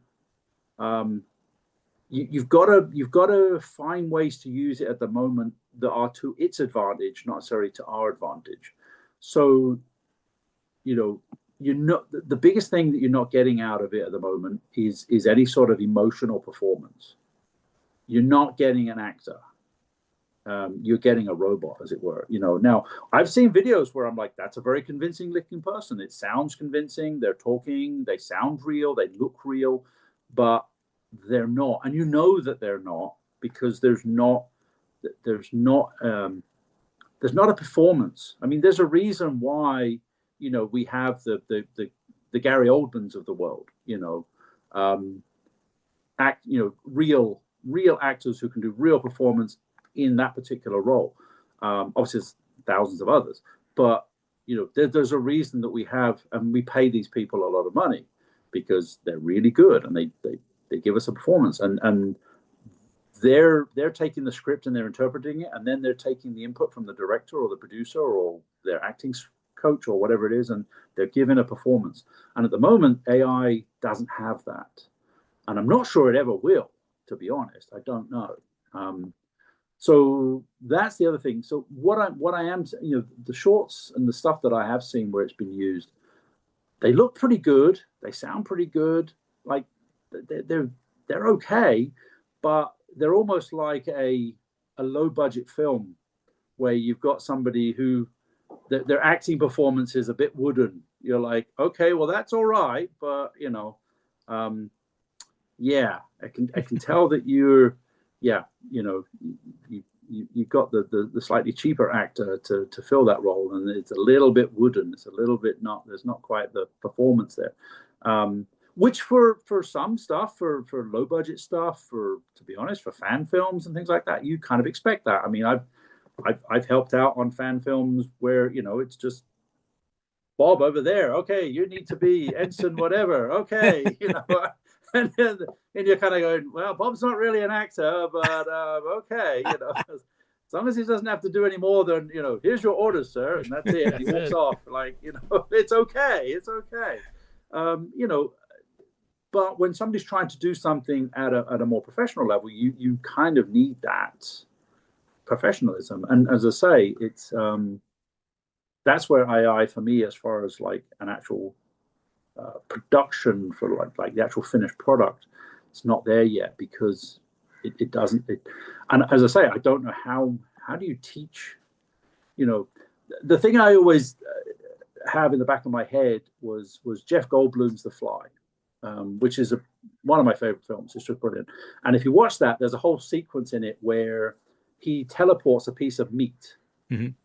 I don't know if you remember it. And then he cooks it and he tastes it. And he's just like, whoa. It's like, doesn't taste right. It's like, it looks like a piece of meat. It is a piece of meat that's been teleported from him. And there's this whole thing where he's having to sort of teach the computer. I don't know. He's essentially trying to teach it what is meat, what is flavor, what's missing, yes, you've copied it, but you've lost something in the translation. I think that's where we're at right now.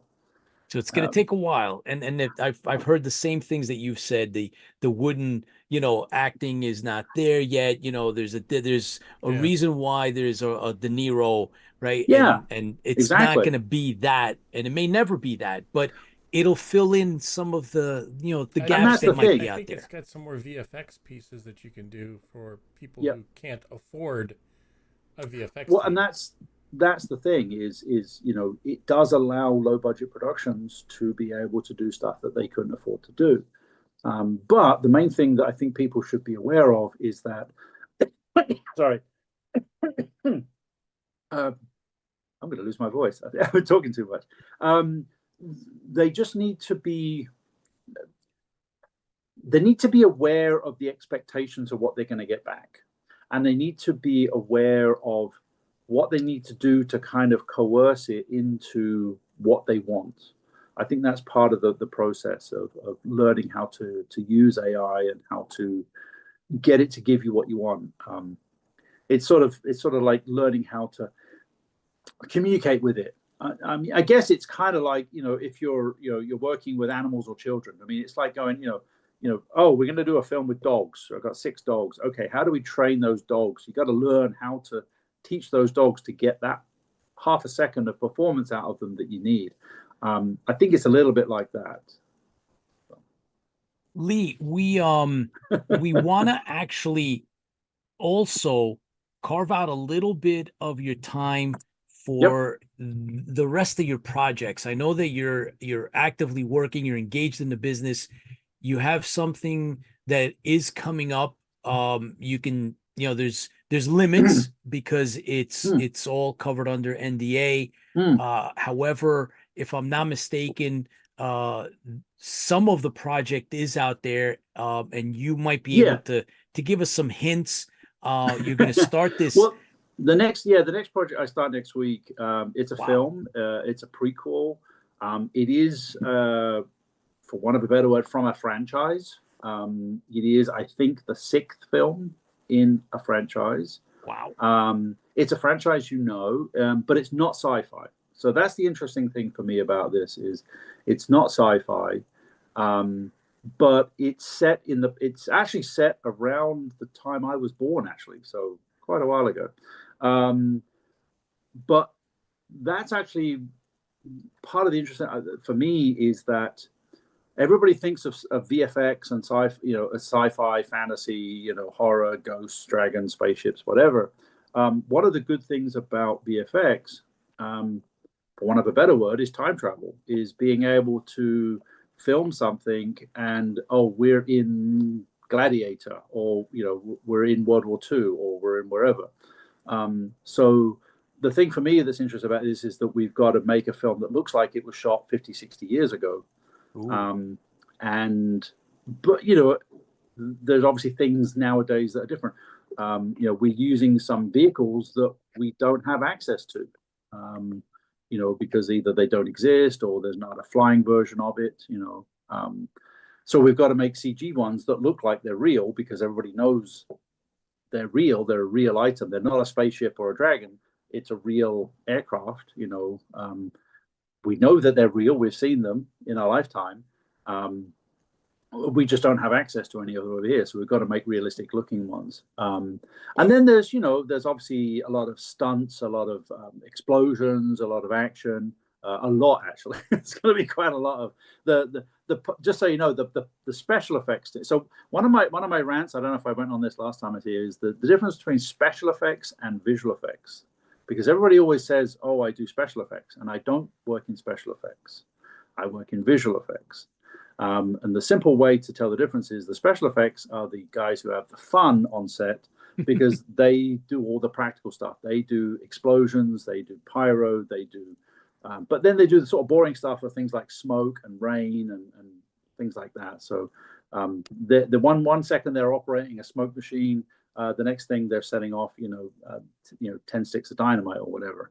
But safely. That's the other big thing. So the special effects team on this project is about 10 times the size of the visual effects team. Wow. And the stunt team, there's the crew list. I think they've got like 20 or 30 people, and we've got 4. Oh wow. On set. This is on set. Yeah.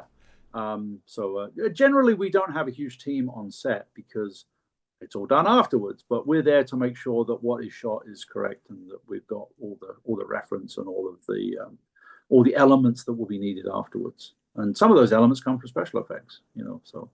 Wow. And talking about we're actually doing a miniature as well for this particular. Oh, incredible! We're doing a miniature. So hopefully you won't know what was a miniature when we get to it. Mainly because it's for pyro. We need to do a very, very big explosion. And they don't have the ability to do it, so we're doing it as a quarter scale miniature that will then get blown up. So wow, So Lee, do you actually get to see the full script? I mean, I would imagine yes. Yeah, I've 1 minute. Where is it? It's on this iPad that I'm talking to you on right now. And so so are you actually you're interacting with the director and the cinematographer? Yep. You're gonna be on set and the prop making, and that's incredible. Is that normal? Is that how it usually works? Well, that's the thing. That's sort of what's evolved in my career. So I mean, when I started on Voyager, I was a guy in a cubicle moving a spaceship around, and I was very disconnected from set. So as you sort of move up the food chain, you're kind of getting closer and closer to that. So the job of on this particular one, I'm not the VFX super. There's usually a VFX supervisor, a head VFX supervisor. I've done that before. On this particular project, that's not me. That's the guy that I've worked with previously, and that's how I got brought in. So what I am is I'm the on-set VFX super. I'm actually the secondary on-set VFX super. So what that means is that when you're a VFX soup, you're there from once the script is sort of a go and everything, you're there because what you're doing is you're breaking down the script. You're figuring out what you think might be VFX. You're then meeting with the production designer, the art department, the director, the producer, the stunt team, the pyro team, all the other head of departments you're working with, even usually costumes and makeup and things like that. You're usually talking to them as well, because you've got to figure out what piece of this shot or which pieces of this scene are we doing? Who's doing what? What's going to be makeup? What's going to be prosthetic makeup? What's going to be special effects, pyro? What's going to be actual set that's built? What is actually going to get blown up? What is not going to get blown up? What are stunts doing? Where are their cables going to run? Where's their safety gear going to be that we're going to? So there's this whole thing of having to, this is before you film anything, you've got to figure out in each, which is why it's so important to have a script sorted out before you shoot, which is one of the reasons why a lot of these productions, you keep hearing these, multi-$100 million, budgets for stuff. And you're kind of like, well, how are they spending all that? Well, because they're changing their mind as they're going along, which, okay, that may make the product better. But as long as they got the budget to cover it, that's fine. So what you're doing is you're working with all those other heads of department and you're figuring out what's going to be, who's making what, who's doing which piece. And then when you're on set, you're doing the same thing again. You're like, okay, stunts is going to be doing this, pyro is doing this, costumes and makeup are doing that, prosthetic makeup, special makeup for, whether it's a gore or whether it's an alien head or whatever it is, what are they doing? What are we then doing? So what you're doing is you're essentially making sure when you're on set that you're getting all the pieces that you're going to need afterwards to do the post work, to make it better in post. Okay. You're making sure. So if we're doing multiple layers, we're doing a green screen shoot or we're doing a whatever, you're like, okay, well, the green screen shoot, I've got these elements. Okay, what's going to be where the green screen is? Is that going to be CG or is that going to be another element shot on another location that we've got to put in there? It's just making sure that you've got all the pieces so that when you are doing the post work, you've got all the information that you need to make those final shots. And whether it's the different elements that are laid together or whether it's just reference photos, photos of the props, photos of the sets, photos of the actors, scans, we do 3D scanning now of the actors and the sets and the props and stuff so that we can build a CG model of, if there's going to be a stunt, it's like, well, okay, what part of it is going to be stunt? What part of it is going to be a CG guy flying through the screen? Okay, we need to have that CG guy. We need to scan the real guy, make a digital model of that CG of that guy so that we can then have him flying across. I mean, to give you an example, I can't tell you exactly what we're doing, but here's an example of something. There's one particular scene with a motorcycle stunt. Okay, so we've got the stunt guy on a motorcycle. He's got a crash helmet on. Well, the thing is, it needs to actually be the hero actor without a crash helmet so we can see his face. So we're going to have the stunt guy riding the motorcycle. There'll be close-ups. If you ever, one of my favorites is always, watch especially an older James Bond film. You'll see the stunt guy doing his thing, and then it'll suddenly cut to Roger Moore, this close to camera, with an obvious rear projection behind him or something, doing the close-up, and then we cut back to the stunt guy doing his stunt, and then we cut back to Roger Moore doing his whatever move. Nowadays, it's a little bit more blended than that. And what we would do, as I say, with this one, we've got a motorcycle stunt. That will have a stunt guy. He'll have a crash helmet on.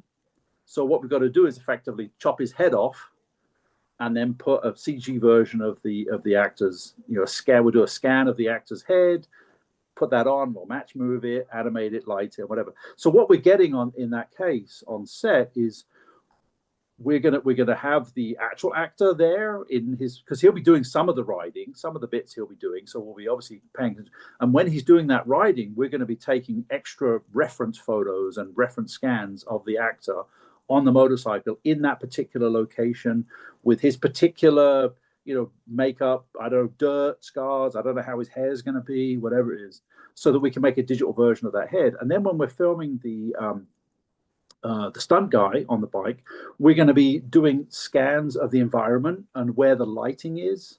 We're then also going to be putting markers on that. You've seen the thing where they put little markers on people's faces and stuff. Well, on this one, we're not doing that because we're going to replace it. But what we're going to do is we're going to put markers on the crash helmet. We'll have little tracking markers on the helmet so that we can track his head movement Because all we really, when somebody's got a motorcycle helmet on, your face is not moving a huge amount that the helmet's not moving. So that the crash helmet will be much easier to scan or to track. So we'll put markers on the helmet, and then we'll make sure that we have references of that. So that's what you're doing on set, is you're collecting data, you're collecting reference, you're making sure that all the elements that are going to be needed afterwards are filmed, and you're getting all the pieces so that when you do the post, you've got all the information that you need. Wow, incredible! This is cool. And then usually the VFX supervisor would then continue on the show through post-production all the way through to the final edit. On this particular show, currently I'm just going to be on set. I'm extra, because there's going to be 4 of us actually. There's 2 VFX supervisors and two assistant data wranglers, they call it, that will be there. And that's mainly because we're going to be shooting 2 units. So there'll be main unit and second unit filming nearly every day. Because it's a fairly short schedule. I think it's only, we're only there for 2.5 months of filming. So it's about 10 weeks. So it's about 50 days of filming. And there's a lot of, the fun thing about this script is, one of the things you could always, if you're looking at a script, if you're ever looking at a script, the usual rule of thumb is that you get 1 minute of screen time for 1 page of script. That's usually the way. And when you look, that's why scripts are kind of formatted in a sort of a certain way, and that the spacing is a certain, because you actually want to have it so that is a minute. That is a minute. That's roughly how it works out.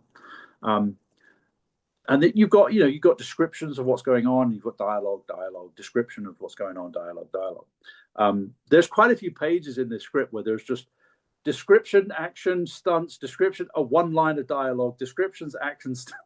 It's like there's pages of the script where I'm going, there's 1 line of dialogue in the whole page. I'm going, there's a lot of action, a lot of stunts going on. Yeah, so it's going to be a fun shoot. So Lee, that doesn't always translate into a minute scene. No, exactly. Usually, if there's less dialogue, it means there's more.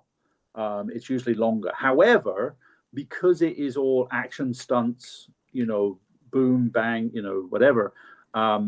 It probably might even end up being less than a minute. That's the thing. That bit you can't. As I say, it's kind of a rough guide. The minute a page. That's kind of the rough guide as to what you're doing. So yeah, how it actually ends up. But it was more the ratio of description to dialogue. Usually there's a fairly consistent. It's like this much description, this much. Action, this much dialogue. This script has definitely got a lot. It's got dialogue, but there's whole chunks where you're going, yeah, there's like 4 lines in about 3 minutes of action. It's like, yeah. Wow, so that's why I say the stunt team and the pyro team is pretty big on this one. Yeah. Wow. So you've been dealing with storyboards as well. Yeah. Oh yeah, absolutely. Yeah. So, yep. Storyboards and previs. So the other thing, again, so what VFX is often doing before filming is prevising. And so previs is basically taking those storyboards and turning them into what we call an animatic, which is essentially a simplified sort of, one of the better words, like an older video game looking version of what's going to happen in the scene. So you're kind of blocking out where's the camera's going to go, what action, and you're kind of getting an idea of like what the timing is going to be, how quickly is this going to be. The other thing that's been going on a lot, which I'm not involved with, but I'm seeing the footage of, is the stunt team is doing the same thing. So the stunt team is looking at this going, okay, this guy has to go here, he gets blown here, this guy gets shot here, he falls off here, this guy gets pulled by up here and thrown over there. So what the stunt team are doing is they're doing the same thing. They're essentially rehearsing the action, but with just boxes and bits of wood and stuff like, same thing that sort of we're doing, but they're doing a real word. And then what we do is we kind of we get their stuff that they're figuring out, and obviously the director is working with them to figure out how the action is. Then we take that and then we're splicing that into our previs, so that again it all flows. So we're eventually figuring out, okay, who's doing what's going to be real, what's going to be practical, what's going to be stunts, what's going to be VFX afterwards. and we're chopping in between those things. So, the only thing I haven't seen an awful lot of right now, which they're busy with, and I just haven't been up there yet, I'll be up there next week, are the actual sets and the locations. I've seen the locations that are being modified, because obviously we're having to modify stuff back 50, 60 years. Wow. So, so things like, production. Yeah. There is, even though we work in post, there is an awful lot of pre and production stuff. And as I say, as I've changed my role over the years, I've sort of moved more into that area as well. Yeah. What are you using for previs? Like Unreal Engine or? It can be. It's really it can be anything. So we usually, whether it just depends on what the to be honest, it literally depends on what the person that's doing the previs uses. Yes, Unreal is definitely becoming more and more usable, because obviously it's real time. It's much quicker to get the results. But it could be Maya, it could be Max, it could be Blender. Blender's becoming, Blender and Unreal are obviously becoming more and more popular all the time because they're free. To be honest, and Maya, simple version. If you're in school right now wanting to learn this stuff, well, what are you going to do? Spend thousands of dollars on Maya, or are you going to buy, get Blender or Unreal?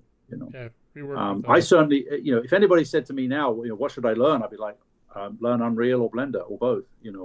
I wouldn't even bother with Maya anymore. Wow. We have a virtual reality contract with for a company that I work with.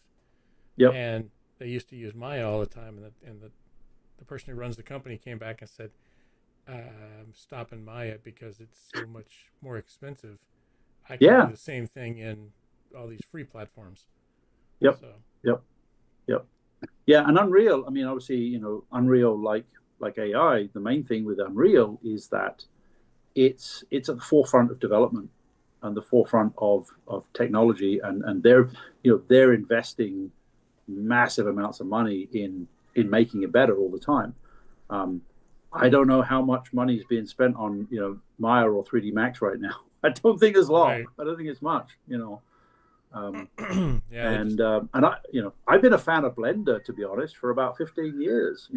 15 years ago, Blender was a joke in the industry, and I was like, but it's free, and I'm like, it's not bad. I was like, 15 years ago, they were doing like some fluid sims and some fur stuff that I was like, no, this is okay. It's not production ready, but it's pretty good for free, and 15 years later, same with Unreal, to be honest. I was actually trying to use Unreal for production long before it really became used. But it was, there was a resistance to, there's always a resistance, and again, what we were talking about earlier about how things have changed in the last few years. And I was like, it hasn't really changed that much, because things take 10 years to change, to be honest, in reality. And mainly because most productions, they want to use what they know. They want to use what they've used before. They want to know well, it's not so much faster. It's more about, like, they want to use what they know, what they've used before, what they know is reliable, what they know they can get the results out of. Trying to get somebody to just spend a little bit extra to do a bit of R&D, it's surprisingly difficult, because budgets, are usually quite, restrictive, and they're like, where are we spending our money? Where's the money going? And trying to say, well, if we could spend an extra 10%, we could do this. And they're like, no, that's we haven't got that 10%. We can't spend that. I mean, I was on a show 10 years ago where it was an animated show, not a VFX show. And I wanted to move over to a different way of doing it, like a video game type of system. We did the pilot essentially of this show, and it was done using Maya, Houdini, and the usual way of doing stuff. And I said, why don't we then take a 5-minute section of this episode and redo it using Unreal, using video game? I said, because we already know exactly what the end result is. We've already done the pilot. It's already been approved. We already know what it is. I said, we just need to spend maybe 3 months with a small team of people, maybe 6 or 7 people, 3 months. They're going to redo this, and we don't even have to redo the animation. because we'll just use the animation from Maya. That's fine. That's not a big deal. It's more about the look and the moving over the assets and moving over the lighting and redoing the lighting and then creating this. And it was kind of like, we don't have the money to spend on that. And I'm going, yeah, but we're doing another 30 episodes. We've done one episode. You've got to deal. I said, a few months here could save us a huge amount of time on those other 30 episodes. But it was like, no, we've already got a system we know. We just want to go with it. And that's what they went. Wow. Yeah. Wow. But that happens across, whether it's a small company or a big company. It is difficult, I mean, obviously, a lot of people kind of credit things like Mandalorian, with pushing forward virtual production, LED wall, Unreal Engine, and all that sort of stuff. And yeah, it's great. I'm glad they did, but that was like hard work. That was they spent a lot of money. They managed to convince Disney to spend a lot of money to put in that time to do the R&D, and I know that there again, it's kind of like the whole practical versus CG thing. I know that people love to bash, oh, Disney ruined Star Wars, blah blah blah. I'm like, yeah, but you know what? They are helping. They are innovating. They are pushing new stuff out there. They are trying to make things. They are trying stuff. Yeah, keyboard warriors are. I'm a keyboard warrior. I can assure you. At times, there's plenty of times I'm like blah blah this, and I'm like but it does take somebody to write a check sometimes to help make something better, and it's surprising actually how hard that can be sometimes. So, Lee, thank you so much. Break a leg on this new project. Maybe the next time you come back, it's not 3 years later. We would love to have you, if possible. Maybe you could come back when this project that you finish this project up, and you come back, and maybe we can then discuss more of that and whatever else you're doing. But we love your insights. We love having you on.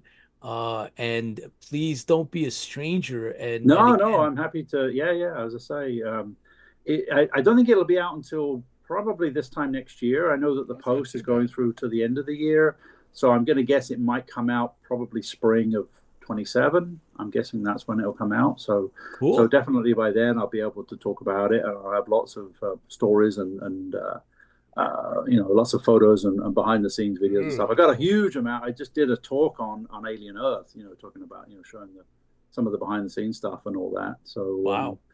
That was, there's so much to talk about. That's the problem, is there's so many, there's so many stories and so many things. There's only so much you can get out there, but yeah. And on a side note, completely sort of unrelated to any of that, I did sort of about fan films. I did actually help out on a sort of a fan film that still hasn't come out yet, which hopefully will come out. The thing was, I did it like a year and a half ago, and they wanted some changes, and I was like, I haven't got time to do the changes. I'm sorry, but I was, it wasn't my. I was like, can you get somebody else? So anyway, it's still sitting there. It hasn't come out yet. It does involve a couple of the original cast. That makes it tough. You haven't heard about it yet, so that makes it tough, because the fan film group will, the people who own the IP will stomp on it, like Axonar.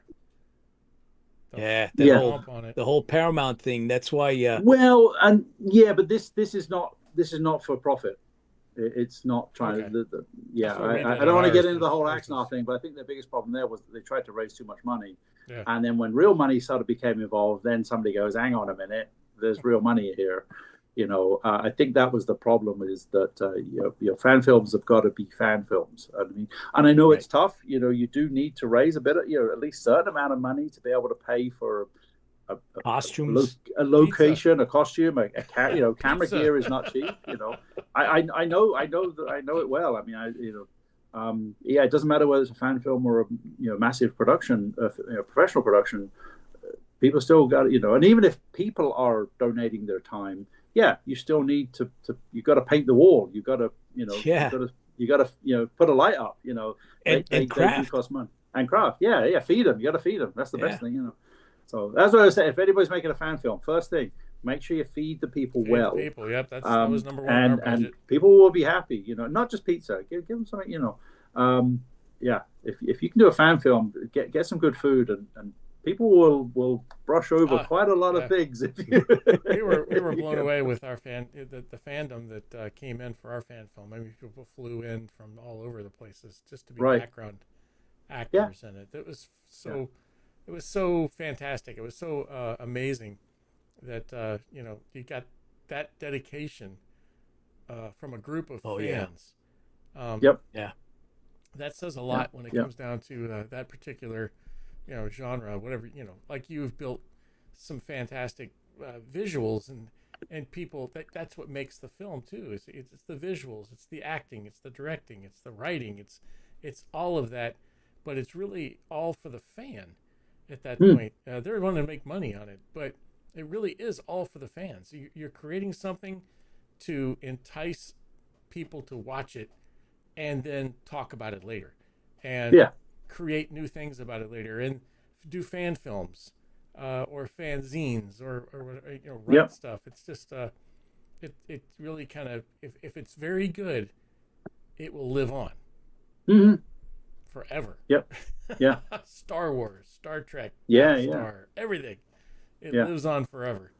I was lucky to be involved with Firefly, which I think is the ultimate, I don't want to say it's a fan film, but it's the ultimate example of what fans can do. And what fans are. I mean, it really.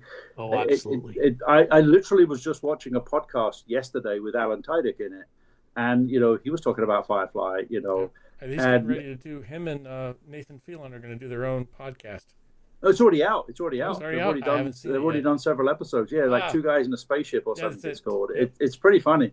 But this was not even talking about that. He was talking about like the future of Firefly. And because they were like, well, no, he doesn't know anything, but he's just like, nah, it's not dead yet. I think, he's like, I don't think Firefly's dead. And they're like, what do you mean? What do you know? And he's like, I don't know anything. But he's just like, they're not going to let it die. Say that to the fans, and it'll start a fire. Well, that's exactly what it is. He kind of has the attitude I have in that, it's not dead. Even if we're dead, it's not dead. I mean, a good story kind of continues on, and I mean, I always, I still credit, Richard Hatch for being responsible for the new Galactica. Yep. Not directly, but I mean, I helped him out. I worked on his fan film, as it were. The I worked Second Coming. That. Wow. Yeah, I worked on that. I volunteered. Yeah. No, that was, I was there with a bunch of people hanging out in his house, his pool house, chatting about, trying to figure out how to do this. So no, I'm a fan. You think I'm a fanboy who got lucky. Get a full talk on that one. Definitely. But I mean, the thing is that didn't create the new Galactica, but it pushed it. It woke somebody up, I think, at Universal that went, oh yeah, we own that. Oh wait, what can we? Because he was banging on the door. He was trying to go, look, no, this needs to be done. I'll be honest. I don't think anybody at Universal ever took him seriously to actually produce a show, but it woke the machine up. It woke the beast up, and then obviously we had the DeSantis project, it's which a shame. Bryan Singer, and Bryan Singer, and why that didn't happen. That's a whole That was so close. And that was, and I chased that as well. So I wasn't involved in that because we never got to that point. But I was already talking. We were talking to Tom. That's one of the images I sent you in my list of images. There's an image of the Galactica on a desk on a bench. Like it looks like a model. The link I got was to your page, and that was it. I sent a bunch of images on one of the, but I can send it again. Wait, it's on my webpage. If you go to gallery and go down the bottom, I think it's there. Now I've got it. We don't want to miss this. Gallery. It's an old image. It's been around for 25 years now. It's hold on. Now I got to remember where I put it on my webpage. Oh boy, this picture's been around for 25 years. I see it. I think it's under press. Go to press. Go to the press. Is this what you're talking about? Hang on. Where are you at? let's get this up. This is a like good one. Well, it was at the time. It's looking a bit dated now, but 25. Well, this was done 2001, so 25 years ago. This image was done. If it's it looks like a model on a. It looks like a big model of the Galactica on a bench, with a cup and some glue and a pen and yeah.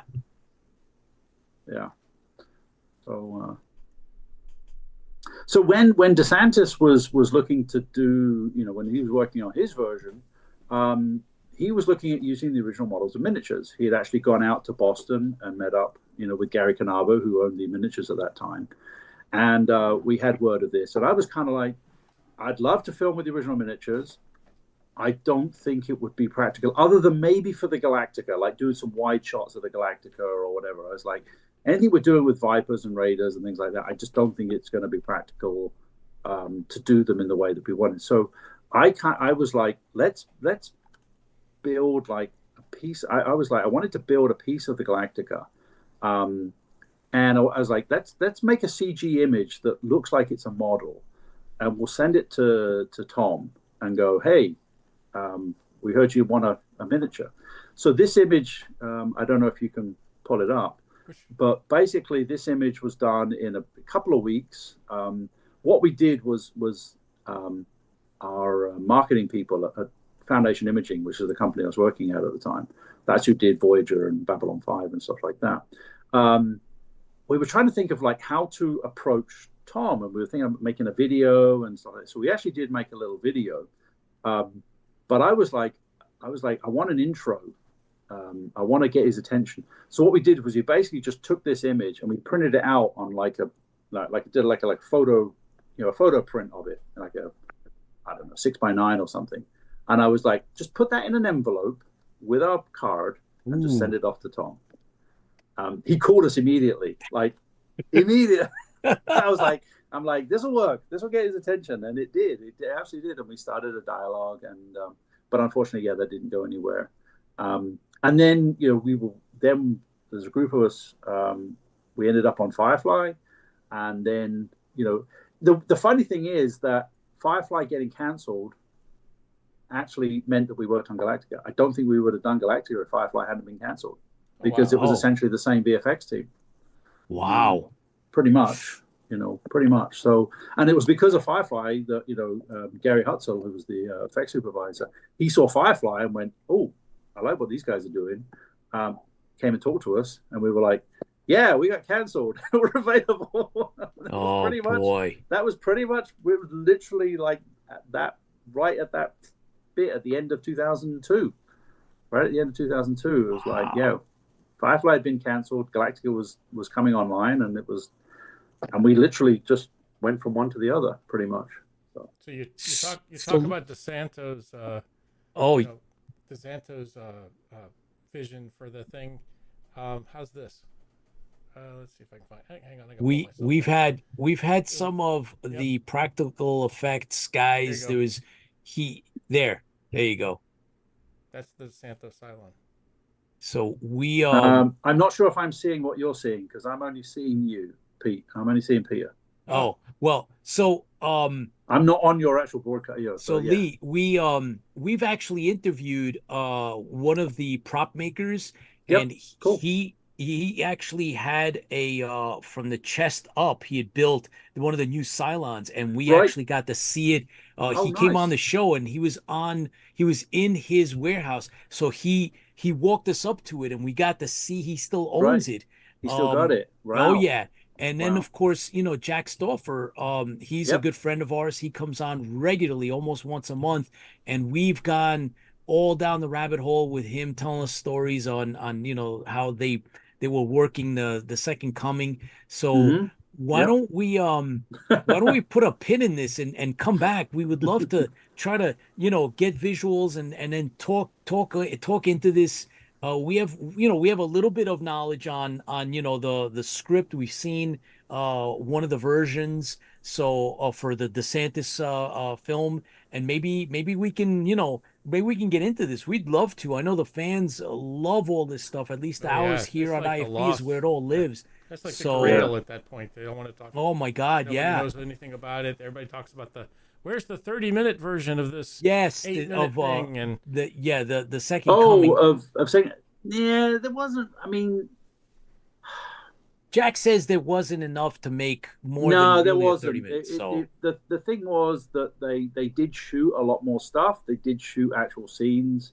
I came on board after the actual shoot, so I wasn't there when they were doing the actual shoot stuff, so I can't really attest to that. But I know that there was a lot more footage. There was whole scenes that they had shot. There wasn't 30 minutes worth, and I think the biggest problem again, it's time and money. I mean, Richard actually took out a second mortgage on his house to actually put that thing together. So I mean, that's why I give him full credit for the New Galactica, because and I was so grateful when they brought him on board. And again, when they brought him on for that first episode, that was kind of a Ron Moore, David Icke kind of throwing him a bone, as it were. Kind of a that's like, the way I saw it. Yeah. Mm-hmm. Yeah, that was kind of a like, all right, let's just give him a little, and I don't think, to be honest, they were expecting much. I thought, they were kind of like, well, it's this older actor. He hasn't done much lately. To be that good. Is he really good? And then, obviously, took off. I mean, the rest says what happened. We know what happened, and I was so happy that happened, because I knew that what Richard had put on the line to do the second coming.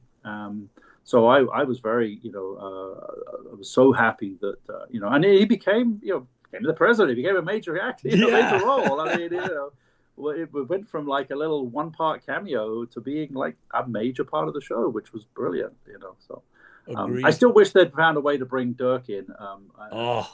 And I have again, I'm a fan. I had my own, so I had a story that would have brought Dirk in, but that's a whole nother. That never happened, and it never will. But we're gonna send you a link, Lee, so you could see our fan film. Yeah, I'm get a kick out of it. I absolutely want to now. So I heard you guys talking about it earlier, and I'm like, has it come out yet? I haven't. Okay, yeah. So. No, not yet. But we did the trailer, the official trailer we made for it. We released that first, but we entered it in competition, and very happy with the results. We won several trailer awards, teaser awards for it in competition, in film festivals. So that kind of there was a gap between post-production and finishing up the film. So we did the trailer. The trailer did really well, and that kept us going. So we finally we were able to finish up the film, and we'll share it to you. Hopefully you'll give us some feedback. It's in competition, like I told you. We've won many awards. We're very proud of it. It's an homage to the original. It's a prequel. And so with that said, thank you for taking the time, Lee. We want you back. Please make some time for us in the future. We're definitely going to talk second coming. We want to dive right into all of this stuff with you. We'll have more visuals and we'll get into it. I wish I had more to say about the DeSantis thing, but as I say, it was one of those things. We were pretty much lined up to be on the show, but it died before it even got to that point where we would have actually had. They were building sets. Oh yeah, I've seen the seen the pictures. Stuff. We saw the pictures then. So obviously we do wish that version had happened. I'm obviously still very happy that the Ron Moore version happened. I know there's still fans that are like, it never happened. But they won't poo-poo it as much as they will Galactica 1980. Well, that's a whole other, Right. If you that's give them a choice between Galactica 2004 and Galactica 1980. I'm pretty sure 2004. It's 2004. Oh wait, hold on. Actually, you guys, 1 minute. One last thing. I gotta look up one thing. I have this on my phone. You need to put in your diary. And now I may have the wrong date, but I think it's roughly this. I'll let you guys calculate it. Tuesday, the 27th of February, 2029. So it's 3 years away. Put that note in your diary and then figure out what that date means. I think I have the right date. Tuesday, 27th of February. 27th February, okay. 2029. So 3 years from now. Years from now. That's only 3 years. Oh my God. That's only Oh, 3 years boy. away. Yeah, I know. Oh boy. Do you want me to give you? Do you want me to tell you what it is?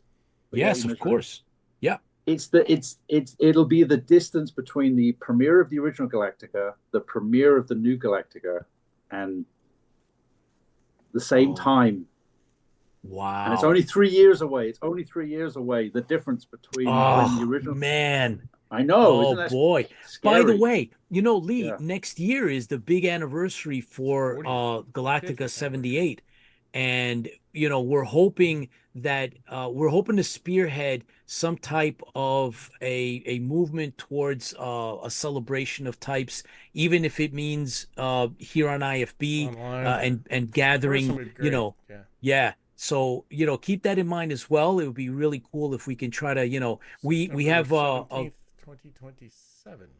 yeah, we do have a good relationship, a very good, very strong relationship with Glenn Eric Larson, and so he always comes on, and then of course Lorette and Jack and some of the others. So keep that in mind as well. We want to do something, and do a try to couple of minute teaser some. for like a new Galactica on that day, or like a baseline 1978. Oh, that would be cool. I mean, So yes, so we're gonna try to do a Sorry, celebration. dreaming. Well, we're gonna do a celebration nonetheless, even if it's a small one here. But we want to make sure that we honor, the original Battlestar, and hopefully we can maybe rope you into coming on and keep that in mind as part of what we want to do. Okay, as I say, give me a shout anytime. The thing is, like, I'm on this next production until April. After that, well, I don't know what I'm doing next. So Excellent. everybody was like, yeah, we're doing something in November. I'm like, ask me in October. I might know what I'm doing in November. As long as you're living indoors and eating, you're good. That's right. Exactly. Yeah. That's right. Yes, preferably. Yeah. So Lee, cool. Here's to you and the new Thank year. Lots of luck, and please come back sooner than later. Yep. All right, amazing, will do. sir. Thank you for your artistic abilities and sharing your stories with us. And stories. Okay. All right. I need a glass. There we go. Thank you. There we go. Cheers. Cheers. Man, talk about great. We had a really, it was a master class and then some, and then we got the whole, getting in. We nerded out into all the Battlestar stuff and talking, Oh, it's great, man. Easily, you have to keep me back on track sometimes because, as I say, there's Perfect, Lee. That's the disembodied voice of Lee Stringer here. Are We offline now? Just so I Oh no, we're wrapping up. We're still live. Okay. And we're just you're still live. Then I closing won't out. talk about. I guess we have to talk about what's. Oh yeah. Don't drop anything right now. Don't say anything yet. I'm like, I guess I got my laptop right here, and I'm like, oh yeah, better not show it. No, yet. not yet. Listen, everybody, we're looking forward to this new calendar year, 2026. It's been great. We started off great. We're continuing great. We have, of course, Shore Leave coming up that's being very, very generous with us here on IFB. The other convention that we have, convention film festival is Mysticon. Mysticon is back on its feet, and we are being screened at that festival as well. It's in Roanoke. 27th, I believe, yeah. Yeah, it's 27th of January, right? Sorry, 23rd, 24th, 25th. Of January. Yes. 2026. It's coming up. Any of the fans, any of you out there that are going to be in Roanoke on those dates, please go see Tipsy Toaster support. There. Yep. The Stranded Warrior is going to be. Is it Stranded Warrior? No, it's the Tower Protocol. No. Stranded Warrior. For Mysticon. So Stranded Warrior. Yes, the stranded warrior. So there you go, guys. So things are coming around. We promised that we'll be having these local premieres. So here they are. Mysticon is coming up, and then of course Shore Leave is a little bit later in the year, and then in May we're gonna have a New York City premiere of both of our projects. So stay tuned for that. If you're in the area, we'll give you the dates and times. You'll be more than welcome to come around. And we look forward to more IFB and more FANLIY of course, Fans Fuel the Fleet, guys. Thank you so much for tuning in now live. And then, later you guys watch this in the tune of, thousands of views, thousands of you checking in and comments and the like. Thank you for everything. That's it. Chris? I mean, thank you, everyone. We will see you next Thursday. Don't forget to smash the likes and the follows and everything else on Facebook and on YouTube. And we will see you next week. Same bat channel, same bat place. Lee, hang on. We'll be with you in a second. But here's to you, the fans, the FANLIY, and, keep dreaming. Take care. Keep the faith. Fans Fuel the Fleet.